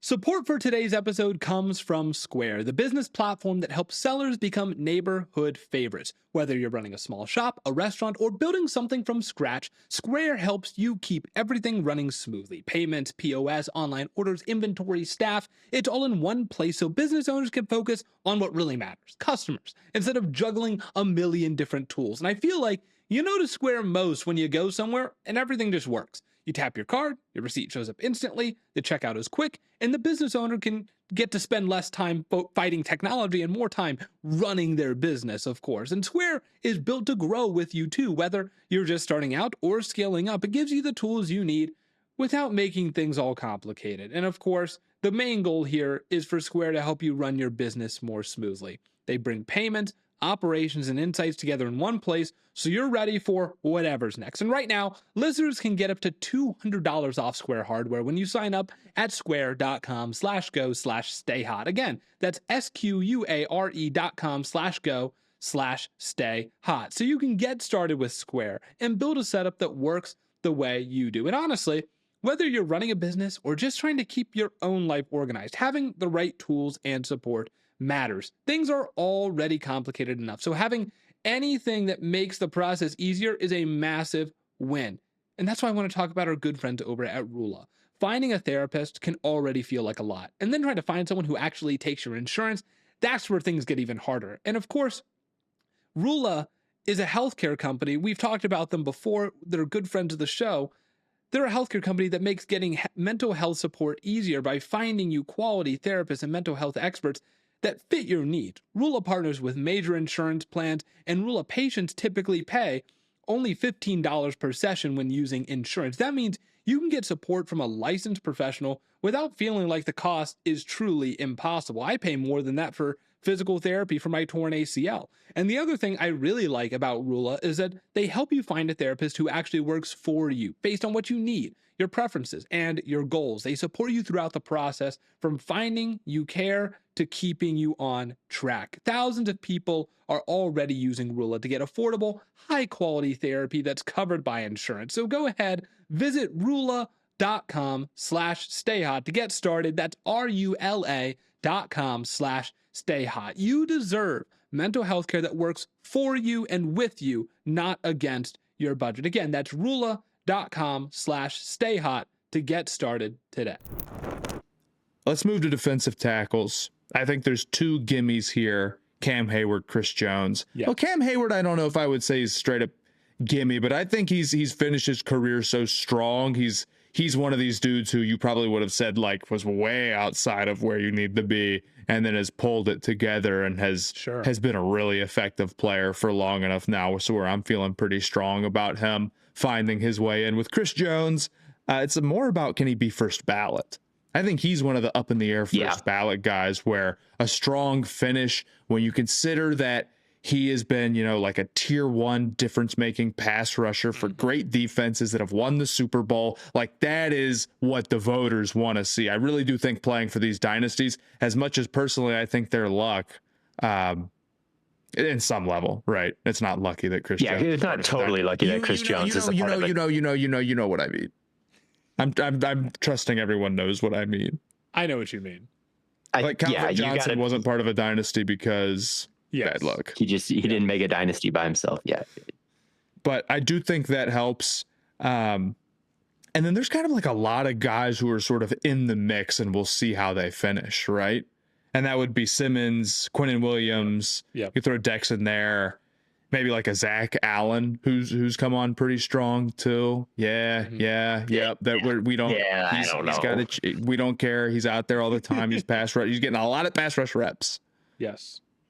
Sure. He's a good player. I'm not trying to hate. He's a good player. I don't think he's building like a Hall of Fame resume right now. But I mean, when would you have started to say that Cam Hayward was building a Hall of Fame resume? I'm just saying what what the accolades are saying and what the statistics are seeing. Like, sure. I think Cam Hayward has a case to be first ballot. 4 first-team All-Pros. Cam Hayward's a beast. He's also like, we haven't really talked about personality much on here and how it could help or hinder certain players, but it seriously could. I mean, Tyreek Hill, Antonio Brown, Ben Roethlisberger. Terrell Owens wasn't a first ballot Hall of Famer. That's all you need to know about how much personality. Yeah, that's all you need to know. And he didn't even do any. I don't even think he did anything that crazy, like illegal. I think it was. He was just like a diva, and people didn't like his antics. As far as I am aware, maybe he did something horrible that I'm not aware of, but I don't think so. Cam Hayward, regardless, is like just the ultimate guy. Like Cam Hayward, not only is he a giant mismatch and extremely productive and just overall one of the best defensive tackles that I've ever seen, no doubt about it. Yes. He's also just like kind of the face of the league in certain ways, like as someone you want the camera on, someone, not even that you want the camera on, someone that you want to be the leader of your football team. Like there's nothing superficial about it, like just how good of a leader I think he is and what he's meant to the Steelers organization. But Chris Jones is a completely different story. Like Chris Jones is, I wish Chris Jones got Defensive Player of the Year in 2022 when he had 15.5 sacks. I always thought that he deserved that one over Nick Bosa. Bosa had more sacks and more pressures and all these things, but I think if you made the adjustment to where Chris Jones was historically amongst all defensive tackles and where Nick Bosa's season was amongst all defensive ends, I think Chris Jones had the best season in 2022. He was 3rd in Defensive Player of the Year voting. Mm-hmm. I wish he had that under his belt because I think that could have locked him in for first ballot. Yeah, I think it's going to be, you can't not finish crazy strong and not have a depoy and be first ballot most likely, you know? Right. Like you think about like Peppers got there, but he had, at least you got to like, can we get some phony, like, 25 pressure, 11 sack seasons out of you, Chris Jones? How bad do you want it? Get that number up. But yeah, I think he's got a chance at it. I do too. And then defensive end. Yeah, so edge rushers, then after that, because we'll combine them together. I mean, there's a lot of guys. Garrett, obvious lock, first ballot. Miller, I would also say first ballot. Yes. I think Watt's pretty close to me. Watt is pretty close to first ballot. I think he probably will be. He's at least a lock for the Hall of Fame. Yeah, no question about that. Yeah. No question about that. I might vote for him first ballot. I feel like I gotta voice some support for TJ Watt because I've always kind of had him in second. He's gonna be first ballot though, because he's been like second. He's got 1 Defensive Player of the Year, but he's been top 3 other times. And like during his best stretch, take out the season where he was injured, he was basically like in the conversation every single year with consistency. That doesn't really happen that often. And, I understand there's probably going to be like a point in Myles Garrett's career we look back and say it was always this guy or Myles Garrett is the best, but this guy or Myles Garrett. It's like so on. But like really Watt was in that battle for a long time. And for what it's worth, he's always been a great play finisher. He's always been a big play maker. I don't think he's quite the physical presence that Myles Garrett is, but that's a high bar to hold people to. If we were saying that's what you got to do, then there wouldn't be very many first ballot Hall of Famers at all. Right. Or there might be just the one, if we're being honest. So yeah, I think Watt, even if he had his saw, even if he like truly like just falls apart after this year, I think he might still end up being first ballot. But I could see the longevity argument. But how good was Von Miller that late into his career? You know what I'm saying? Although Yeah. Miller has like the very famous like Super Bowl, and not only he was a big part of a great defense, but like that defense kind of just won the whole dang thing for him at the end. That's Dude. like you can't really beat that. Yeah, Vaughn has the best maybe individual performance ever, considering the stakes and what he did in Super Bowl 50. Like, but here's the thing: it is. Let's be real. It is totally phony against Mike Rivers. It's no. I thought Cam Newton was supposed to be tough to bring down. Let's say the Hall of Fame was good and actually knew. Let's say they knew football. Yes, they would understand that. No, this has all gone awry, and there's been some sort of mistake on the team building side of things, and that we're not counting this for Vaughn, and it was a Dave Gettleman disaster class. He had like truly. A PBU. And they're doing the same thing for Aaron Donald against Akeem Adeniji. They're doing the same for Aaron Donald against Akeem Adeniji. The other guy, TJ Watt as well. Oh, I want to say one more thing about TJ Watt. TJ Watt as well. I don't think it's quite over for him. I know that he got paid this big contract, and then he had 7 sacks last season, which is just way below the norm.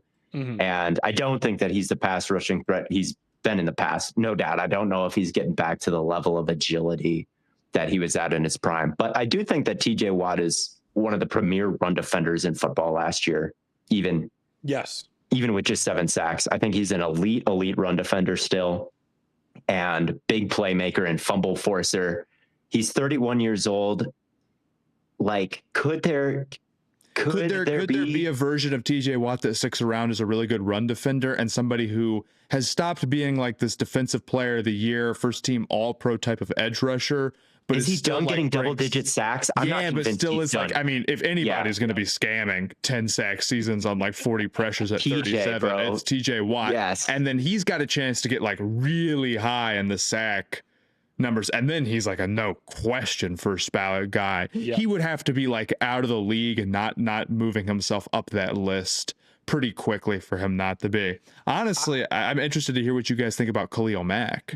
That's exactly what I was going to get to, is the next guy who I think is absolutely in, because that's the kind of trajectory that I think TJ Watt has to have, is the TJ Watt career. TJ Watt had a 17 sack season not that long ago. If Khalil Mack did. Khalil Mack did. I probably said TJ. If TJ Watt has a 17 sack season here at like 33 or 34, we're like, oh yeah, definitely first ballot, like no question. And I don't know if Khalil Mack is absolutely first ballot, but he's up there with the sack numbers, 113 total sacks, which isn't as much as TJ Watt has, but that's because TJ Watt went like absolutely nuclear for a few years. And is not as much as Von Miller has, but he has over 100, and he's got 3 first-team All-Pros, 3 first-team All-Pros, 9 Pro Bowls. Like, he's been a very productive pass rusher for a long time, even though there was like the little slump where it felt like he was taking that downturn, kind of like what we're seeing from TJ Watt now. So I think Watt, I keep saying Watt instead of, I think Mack absolutely gets in, and I think he might be first ballot. I don't know if he'll get first ballot, because he has those 4 double-digit sack seasons, years 2 through 5. And then there really is a serious trail off in terms of his pass rush productivity. And like, these guys are also good. Like, we're beating a dead horse, but like, I'm even looking at TJ Watt. I'm like, oh man, he's forced a lot of fumbles in his career. 36, like that's got to be pretty close to the all-time lead. And then I look and like Julius Peppers has 51.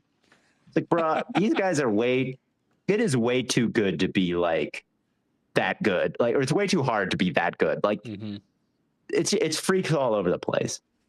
So I don't know if Khalil Mack will be first ballot, but he's definitely in there. His 2018 season with the Bears sticks in my head as like a particularly elite season. And he only had 12 and a half sacks that year. He only had 11 the year he won DPOY.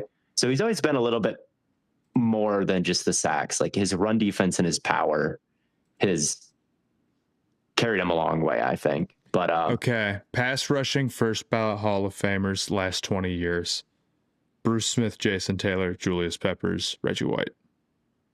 Yeah, he's not first ballot then. Yeah, he's not. And You I mean, have unless to he keeps have, going like, and going and going. Like, yeah. Right. Of course. If he moves way up, that would be sort of the cherry on top that could push things over, and you never know. And he has aged well. He's still a very effective player, right? Yeah. But you've got to be really special. And again, this being a new system, and the way that these guys hold first ballot not only is just like a technical term that we think about, but something like they hold guys to a higher standard where they know they're going to let them in and they intentionally don't. I mean, look at Kuechly, man. If TJ Watt retired today, he couldn't be over Kuechly a first ballot Hall of Famer. Like, what is the difference between what TJ Watt is right now and what Kuechly was for the entirety of his career? You know what I'm saying? yeah. It's not a knock on TJ. It's just like, you need to have no flaw in your argument almost. There needs to be nothing. You need to be high in the all-time numbers. You need to have the peak seasons, and you need to have the longevity. Now, they favor longevity probably a little more than even I would, and I'm a very pro-longevity guy. But overall, like, yeah, it's probably just too tough for us to sit here and say, there's 4 first ballot guys just at the edge rusher alone, or that Khalil Mack, like, but you were pretty dang good. Like, no, it's gotta be pretty crazy. Yeah. Although I will say this, Jason Taylor, not quite the level of career of like Reggie White and Bruce Smith. Like, if Jason Taylor can be a first ballot Hall of Famer with 139 career sacks, it's not unimaginable that that's true. That's true. That TJ Watt is too, because he's a bit more attainable than the other 3. And maybe TJ's was like in the defensive player of the year race like so many years in a row that makes it different than Kuechly. Even though we would view Kuechly as like the very best at his position for a stretch, or in the argument, just kind of like how TJ and Garrett were for a long time, right? So obviously several of those guys can add to their sack total, and that would really, really help them out. But all of those dudes feel like they're in pretty good position. Well, they're in great position to at least make it. And then you have a bunch of other guys where Calais Campbell, I for a long time said we got to get my dude in. I don't think it's going to end up working out with the new rules. I think it's going to be too tough. I've had to reevaluate some of the guys that I thought were in. Yeah. Really, they are so strict now. It is unbelievable. Campbell's been doing it forever, though. Then you have like your Bosas and your Parsons and maybe like your Crosby in there. And Crosby like Crosby, I want to debate. Do you think he's trending in the right direction? No, I think he's had 2 not great years back to back. He's been kind of banged up. No, I think Crosby's really good, but yeah, I don't see him getting in. And knowing that we're discussing all of these guys a little bit too early to really talk about it, like I would have felt better about it 2 years ago than the way things have actually played out, right? And him just like sitting on this Raiders team, it's really not helpful. unless they turned it around, of course. It hasn't been good for the last couple of years, I could say that. No. And Cam Jordan is an interesting one. How do you feel about Cam Jordan? Cam Jordan's really interesting. 132 career sacks. Where does that place him all time? I did not check that, but that number surprised me. While I pull that up, if you wanted to give the rest of your case, all time. Well, I can tell you that it's 17th. Oh, okay. It's 17th. Okay. He's a half a sack behind Lawrence Taylor. That's true, but Taylor fell apart pretty quickly, didn't he? He was like he was awesome forever, and then like he was 32 and it had been like 9 years or 7 years or something like that of him being just nuts, and then he was kind of out of there. There wasn't much scamming going on in terms of that sack number. No. That's why these things are a little finicky. He'll probably finish around 17th. I mean, Cam Jordan had 10 sacks last year, 10 and a half last year. Yeah. And he just signed back with the Saints. Like, but I don't know if 10 and a half sack seasons are in his future now, but maybe. I mean, its pressure numbers weren't fantastic last year. He's still a good power rusher and stuff, but he's 10.5 sacks is definitely on the high end of his. I think he gets in eventually. I think it might be a little bit of a wait, but he's like, you know, all 2010s team. He was really good at his peak. Yeah. He was always giving the Panthers fits. I think he gets in eventually. He's not in the same tier, even if he finishes with a high sack number, as like the other dudes that we were talking about, where they were sort of like year in and year out at defensive player of the year race, or like Vaughn obviously has a better legacy, or TJ, or Sure. or I'd say Mac too, but I think he can get in. I think he can. I think you guys, who do you think among all of the edge rushers that are currently, that all the active edge rushers, who has the highest score on the Hall of Fame monitor on Pro Football Reference? Theo, if you have it up, you might know this. I don't have it up. Probably Vaughn. It's not Vaughn. Ooh. TJ? It's not TJ. Well, is it Garrett? It's not Garrett. Probably going What? to be Cam Jordan or something. It's not. It's Khalil Mack. Wow. I don't know how that's all calculated. I don't love their. That's what I'm like. What does that calculator. mean? If Khalil Mack is point. the number one highest monitor score? Because he doesn't have a playoff win ever in his career. No. He has. Yeah, I don't know why his it's a number of seasons thing. It's doing something with like AV, and there's like if you're a good player, there's a pretty good baseline. I don't know if it like properly weights how important it is to be have like those great seasons versus like pretty good. So I was thinking, I always think it overvalues the longevity a little bit, but maybe it like really doesn't rate Cam Jordan's like seasons outside of this last one in AV. No, it totally does. So I have no idea. It's Cam Jordan's probably second. Cam Jordan's probably second. No, Vaughn was second, I thought. Who knows then? It's really, really I don't know tough. how they come up with these. It's not the gospel. Garrett's pretty low. Garrett's like It's pretty because he low. hasn't played long enough. That's the issue. He hasn't played that long. You have to play a long time. And have a bunch of seasons in a... Some of these players from right now, like, I'm like, dude, the voters would flip for these guys. And then I look at their PFR Hall of Fame monitor, and they're like I said, 100. And I just don't think that quite encapsulates the conversations around them if they were to have retired. Like, I really think some of these young players, like if Justin Jefferson retired today, he would get serious consideration for the Hall of Fame in a Megatron type of way. It would be really tough, man. It would be more of a conversation than you just the like monitor you're is just getting like him what credit for it. Yeah, I agree. Yeah, that's all I'm saying. I'm not saying that you have to vote for him or anything. I'm just saying, like, there would be people like me in the voting room, like Justin Jefferson. Vote like you. They don't vote like you. They're not. Some of them do. Not enough, but it's not about some of them. Yes, but like, where is Mr. Justin Jefferson on this monitor? Probably not high. But he hasn't even really had like a full career yet, though. Right. And the monitor just has a hard time taking that into account. But I agree. It's not representative of what voters would consider. They would consider guys who have their careers ended bizarrely short pretty decently.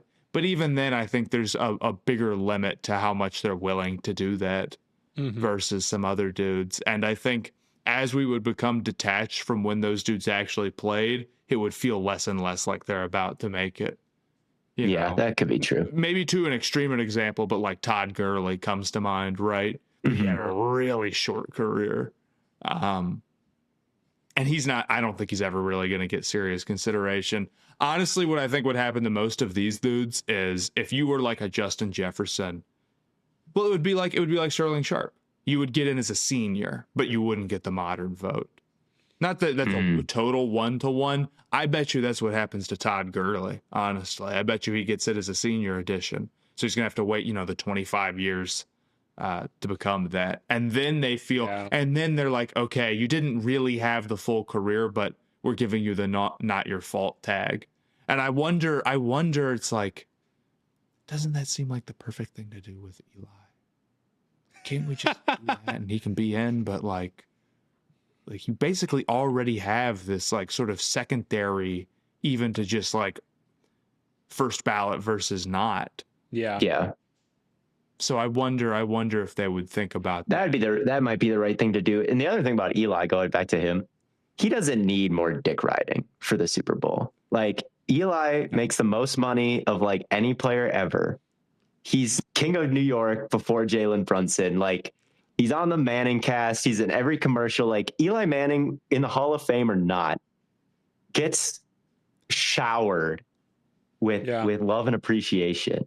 Dude, Like, they made a whole do we really movie. need the They made a shower? whole movie off of the bit of him going to like a fucking college and disguising himself. He gets to be in Hollywood. He gets to be the most famous NFL player in the league, basically. Yes. Yeah. Like, do we really need to give him any extra credit? Like, no. There are some guys who have really toiled in obscurity for a while, eligible for the Hall of Fame. Do we really need to continue to push them aside to say, look at Eli Manning, and put a spotlight on him when all he ever gets is the spotlight for these 2 rings? Like, it kind of worked itself out that everybody knows who Eli Manning is these days. Like, we don't really need to like just just heap all of it on it. Like, maybe he needs to wait around for something and deserve it later. But Yeah. with Jefferson, like, if he retired versus Mike Evans, let's say they both retire right now, who would you vote for? Just come on. Hypothetically. Okay. They both retire. You're a voter. They both retired at the same time, same year. Mike Evans or Justin Herbert? I know what I would do. Answer I know my the statue. question. I would start whittling. If Mike Evans and Justin Jefferson, they both retired, and then by 2030, you're a Hall of Fame voter, and they both come down the line, and you're like, oh, Mike Evans versus Justin Jefferson. Okay. Are you saying I vote for one? Or are you saying I vote for neither? I would vote for neither. What are you?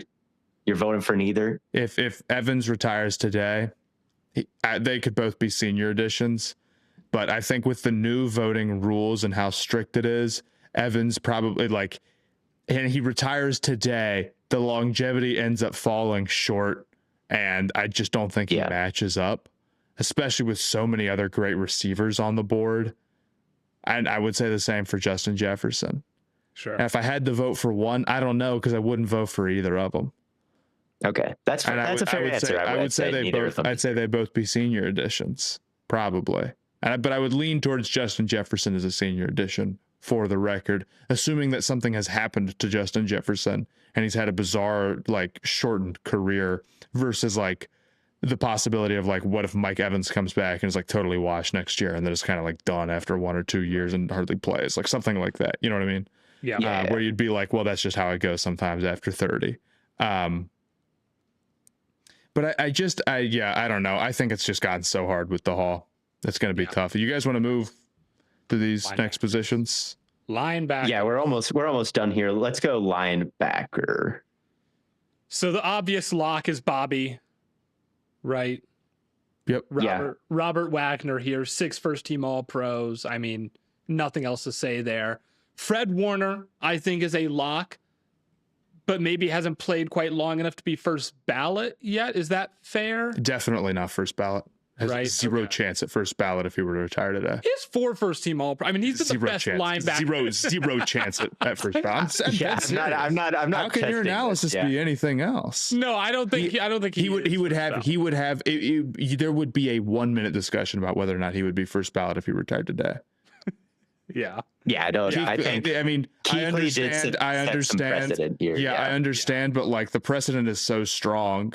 Now, if you want to say that precedent is wrong, fair enough. I don't think that. I could see it. If you want to say the precedent is wrong. I mean, I agree that the precedent is at least a little wrong. No, I mean, but Kuechly had they've played about the same number of seasons at this point. Kuechly had a far superior resume to Warner at this point with the Defensive Player of the Year. Albeit, he was going up against unbeatable Devin Hester, and you just got to let Devin Hester into the Hall because he has 10 touchdowns. It's insane. It is insane. I hate that so much. Still to this day, I hate that so much that Devin Hester is in the Hall. Oh my God.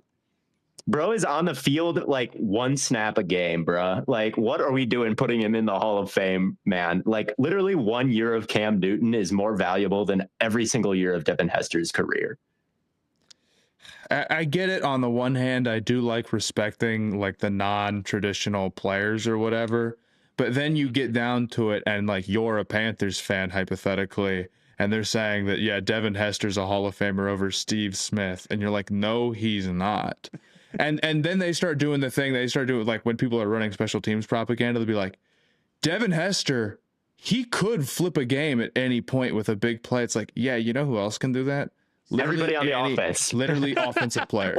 And the defense. And also, wasn't Steve too. Smith also a kick-ass return specialist too? Like, what? Yes, but he got too good at being a receiver, right?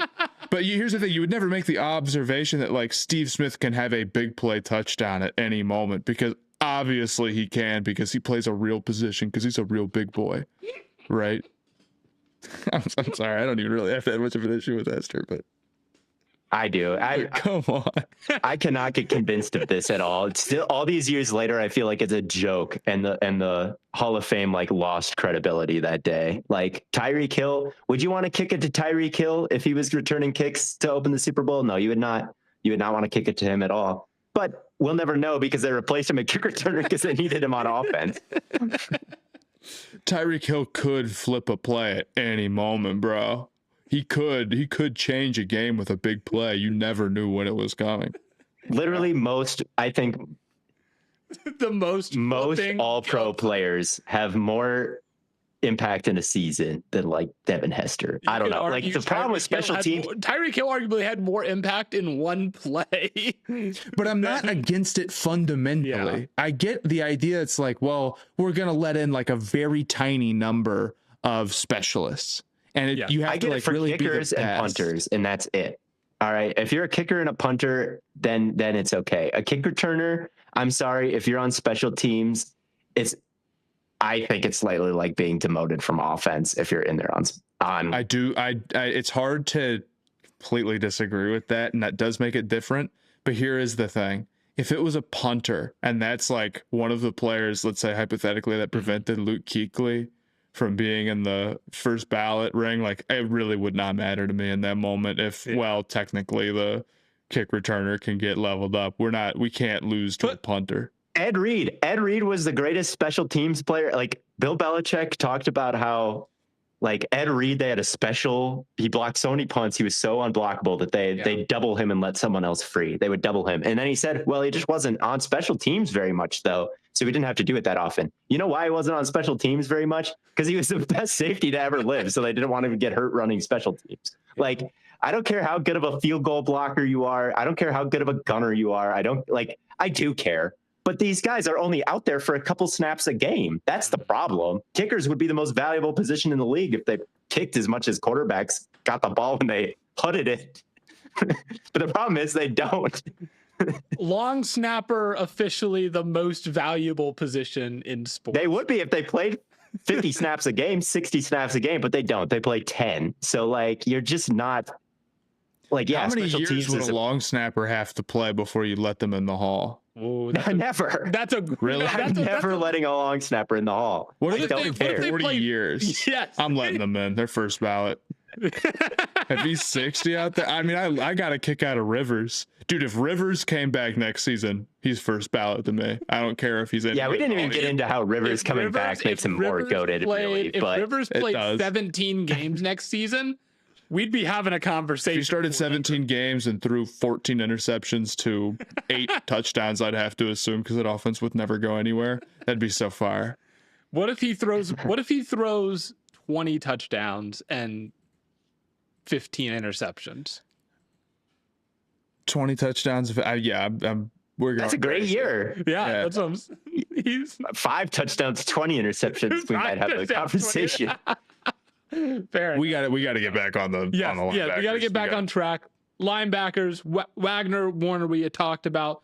Demario Davis is the other guy that I was really, really thinking about. Really? Is there a reason why you were really thinking about Demario Davis and maybe not a Roquan Smith? I'm thinking about Roquan Smith a little bit, but Demario Davis, but not like Demario Davis. Demario Davis has been around for a while. And he's been certain places that I think really are boosting He's been there once. He was there for 1 year, dude. his Blaiden score, and that's all it takes. Imagine how many votes he would get if he was there for like 2 years. Come on, here's what I had down. Bobby Wagner is a super lock. Maybe he scammed a bunch of all pros or like second teams late in his career because of the tackles, and he's not really rangy like he used to be. But even you could take that out and he'd be a Hall of Famer, and he's gonna be first ballot, and it is what it is, right? Warner, yeah, sure. I think Warner's fine. I really hope if he comes back and he's good, we're cool. Same with like Roquan, like kind of a weird year, but if he continues to do his thing, I think he's in good shape. Warner being above Smith for me. Yeah. So we'll have to see how the back end of their careers play out, but they definitely feel like they're on track. Bond, probably a little late in the game, but not out of it because you never know how careers can go. Davis, kind of a fringe guy. I feel like it's not going to happen. Does he have any first teams? He has one first team, but he has 4 second teams. That's the thing that really sticks out. It's like his stint in New Orleans, like the stretch that he's been in New Orleans for the last, he's been really good. Damn near decade. I don't disagree. I just don't think he's been Roquan Smith. Sure. I don't think so either. He's kind of similar to Cam Jordan to me. Like those two are the two kind of like almost players from the Saints. Maybe eventually they both get in. Yeah, and Davis has been good for a long time. I can see it. I'd like to see Davis get in. I think I wonder if these are the type of guys who suffer the most, though, with the new rules. You know what I'm saying? Sure. But I wouldn't be mad or surprised to see them get in. Davis might be a little. These guys are the most durable players ever. Cam Jordan and Demario Davis. Yeah. Like Davis, 16 games, 16 games, 16, 16, 16, 16, 16, 16, 16, 16, 17, 17, 16, 17.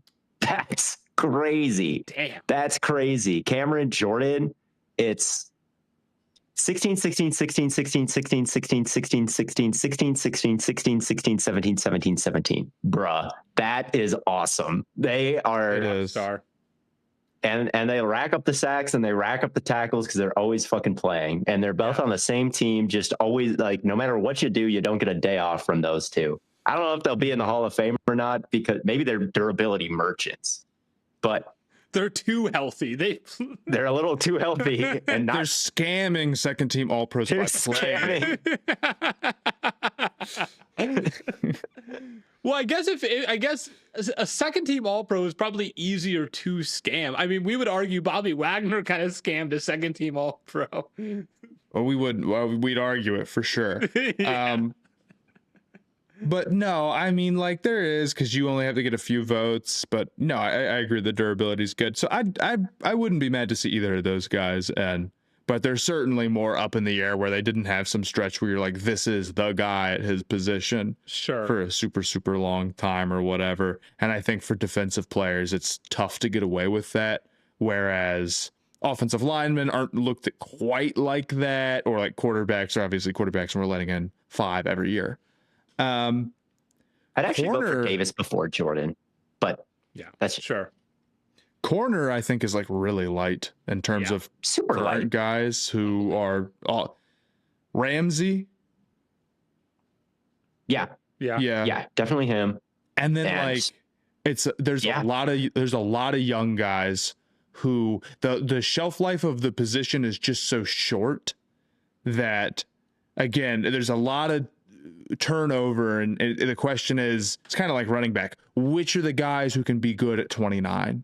You know what I mean? Yeah. So I think Surtain is obviously the next dude who's got the defensive player of the year. Could we get a season where, the Broncos have this great defense, but then also they like go on a run to the Super Bowl because the offense is upgraded next season and he like really stamps himself and gets in there? I could see it.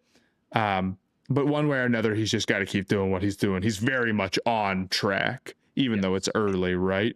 But there's a ton of guys where it's like Mitchell's had a nice start to his career, but it's such an early projection. Or Sauce is probably the better guy to really point to that. And he's only 24 years old, mind you. Or like Stingley or McDuffie or a million different guys could have like good ends to their career and put themselves in the conversation. Because the gap between, guys who were good for a moment, and then the legendary dudes, it's really only a couple of seasons here at this position. So It is. I would It's say really Ramsey is interesting. go ahead. Ramsey's a lock. I wonder if we're just in a just a corner drought. Like, does it have to be this way with corners? Like, I think about Charles Woodson and Rod Woodson. Like, I feel like it used to be if a corner started to fall off, they just move them to safety and they'd play safety for a couple of years. And some guys got longevity that way. Rondé Barber played for a long time. Like, I just, is it impossible for corners to have this longevity, or are we just in kind of this weird dry spell where like there's just a lot of great corners? Because it hasn't always been this way that, like, you know, there's no corner that's 30 years old right now and really good. Like, there just isn't. Right. It's just Ramsey. That's the only name that I really wrote down. Is if they all retired today, who would make the cutoff for the Hall of Fame? After that, it's like Denzel Ward. Right. And it's like Denzel Marlon wouldn't make Humphrey. it. Like, Yeah. These aren't Hall of Famers. No, it is interesting. I do also wonder how much of it is, and this is going to sound like really like stupid and very old head pilled, but like, is social media killing the way that we view corners? Because every time someone gets, a play gets made on them, it goes viral, right? Like, it certainly does not help. I completely agree. It's too difficult to never get got at corner. There's really only a handful of guys that don't ever get got. So if you want to push a narrative, you can say, look, Patrick Surtain got cooked by DJ Moore on this play. Isn't he actually? Right. I mean, Darnell Mooney, a little baby went boy, viral for years with that one play on Jalen Ramsey, Yeah, even Ramsey. Yeah, I really do think that doesn't help, whereas if you're a receiver, you're just not at the threat to get like got in the same way. Like, you can get locked up and you can play terrible. It's not to say that there isn't any sort of negative, but you don't see that type of stuff all the time outside of like drops or the big like mistake you can make or the big like blunder. Maybe that's an oversimplification. It's also something that gets better, I think, with time. Like, we look back at Darrelle Revis, like, oh my God, Revis Island, no one ever beat him. But if you were to actually go back and watch, like, Randy Moss cooked his ass and caught a one-handed touchdown in the back of the end zone, like in 2010. But that's Randy Moss, but that's Randy Moss, But, Sauce gets beat by Stephon Diggs, and it's a proof that Diggs is a better wide receiver than Sauce is a corner or something like that. Really, corner is like imagine if centers could only stand under the rim and then someone else played offense. Like, centers would get blown up for just getting dunked on, right? Like, that's how it would be. Mm-hmm. So yeah, it's a tough way to live, and it's tough to have good PR as a corner, because once you start getting any kind of hype every time someone beats you, it's all over. And that just can't happen with any other position. Like safety, even safeties in the defensive backfield, you can't really tell maybe when they're like late to a spot or beaten like the same way you can when a corner loses in man or something like that. Yeah. But I still think we're kind of just in a weird time period where top corners like Sauce, I mean, he's off to a great start, 2 first-team All-Pros in 2 years, and then he's kind of banged up, like things like that happen. Top guys just kind of get banged up. But we can move on to safeties and finish this thing off. I think you can kind of say the same thing for safeties, right? There's a few guys at the top that kind of stand out, but it is sort of the same thing where it's like, Budda Baker, maybe, right? 2 first-team All-Pros, a second. Harrison Smith is the guy that's been around for a long time, entering, his age 37 season now. And he's only had 1 first-team All-Pro. Minka was really good for a while, 3 first-team All-Pros, and he started to fall off a little bit. I think with the defensive backs in general, it's like what really builds your legacy is a sustained period of being that guy. But all of these dudes are a little bit too spotty, right? And I don't know if any of them, outside of frankly like Kyle Hamilton, has really taken the mantle as sort of that guy as a safety, or Brian Branch just got Yep. banged up, but before I would have said like he was having a really good run of it. Both those guys being very early in their career. But it's just been such a revolving door that we can sit here and say, some of these dudes have like a first team all pro or two, but I'm not sure any one of them feel as like overwhelmingly dominant of a force year in and year out as a regular Hall of Famer does. Harrison Smith has been really good for a long time, but is he that level? Derwin's been banged up and a little up and down because of that, but I think he's been pretty great overall. But is he Hall of Famer? Like, does he really separate himself as it stands right now because of the injury? I think the answer is no. Minka is probably the guy that I go to first, but even Minka didn't, I feel like, never had the press or the PR, or however you want to put it, around him that old Hall of Fame defensive backs did. Now, maybe that's just nostalgia, but now, honestly, compare that to Kyle Hamilton. Kyle Hamilton has that type of... Yes. Maybe this take is just completely built off of me doing a podcast with... with Blaiden. Like, the way that people talk about Hamilton, say what you want, but I really do think Hamilton is looked at as that type of difference maker. Oh yeah. And that sort of overwhelming force. So I think it's kind of a mix here. I think it's going to be maybe a world where just a lot of these dudes are kind of on the outside looking in. Yeah, Minka is the guy that I do think about. And the PR, I'm with you, Matt.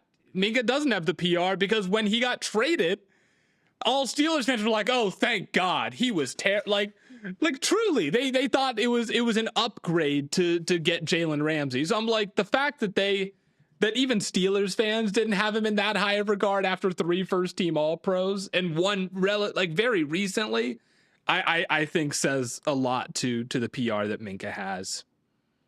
Yeah, and last year he didn't get any accolades at all. But I thought he was really good last year, age 29, but he's in Miami toiling away. But I mean, he was everything you want a safety to be. Maybe he lost a little bit of speed, but he was in the slot covering people. He was tackling, I think, pretty well. He had some big plays. I mean, he basically won the Saints game for them last year, but you just didn't really hear much about any of that because now he's in Miami, or now he's on the Jets, and he was in Miami, and the Steelers weren't very good in 2020. Or whatever, like I do think Fitzpatrick has a shot to get in.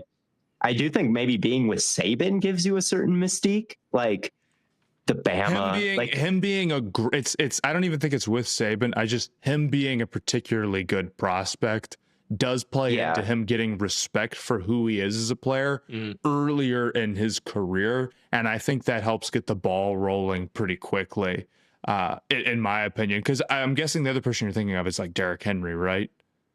I'm thinking of Surtain, coming from Saban, like this coverage guru, right? Like inventor of match coverage, most complex brackets, and all these different things. Like being a DB from that system is like being an LSU or Ohio State wide receiver, maybe, of like you're from the pipeline, you're kind of stamped day one.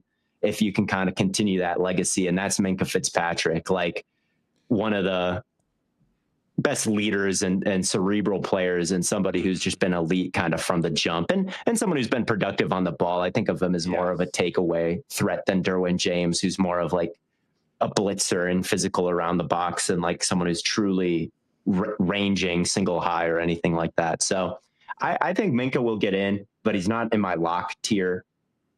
We've already gone through everybody in my locks tier. Minka's kind of in a tier below that. Harrison Smith is also in that tier. And then you get Derwin James kind of really, I think, on the outside looking in, unless he gets more takeaways here these next few years. Byard has 3 first-team All-Pros, and he's led the league in interceptions multiple times now. But I just think that there's too much space in between them, and it's too much like, well, you just got the bounces in a couple of different years, and you weren't, like you say, Matt, sustaining greatness like a Kyle Hamilton currently is, or you ideally you want the Barry Sanders career where you're just the best every single year and you get a major accolade every single year.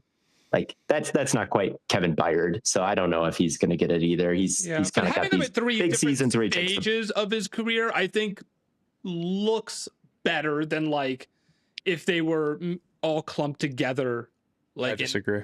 Really? I disagree too. It's better to have a sustained run at the top like Devontae Adams, 3 first-team All-Pros in a row. You really think of that period of years where he was the best. Sure. With Byard, you think of 3 years where like he got a lot of interceptions, which is good. That's kind of the point of playing safety.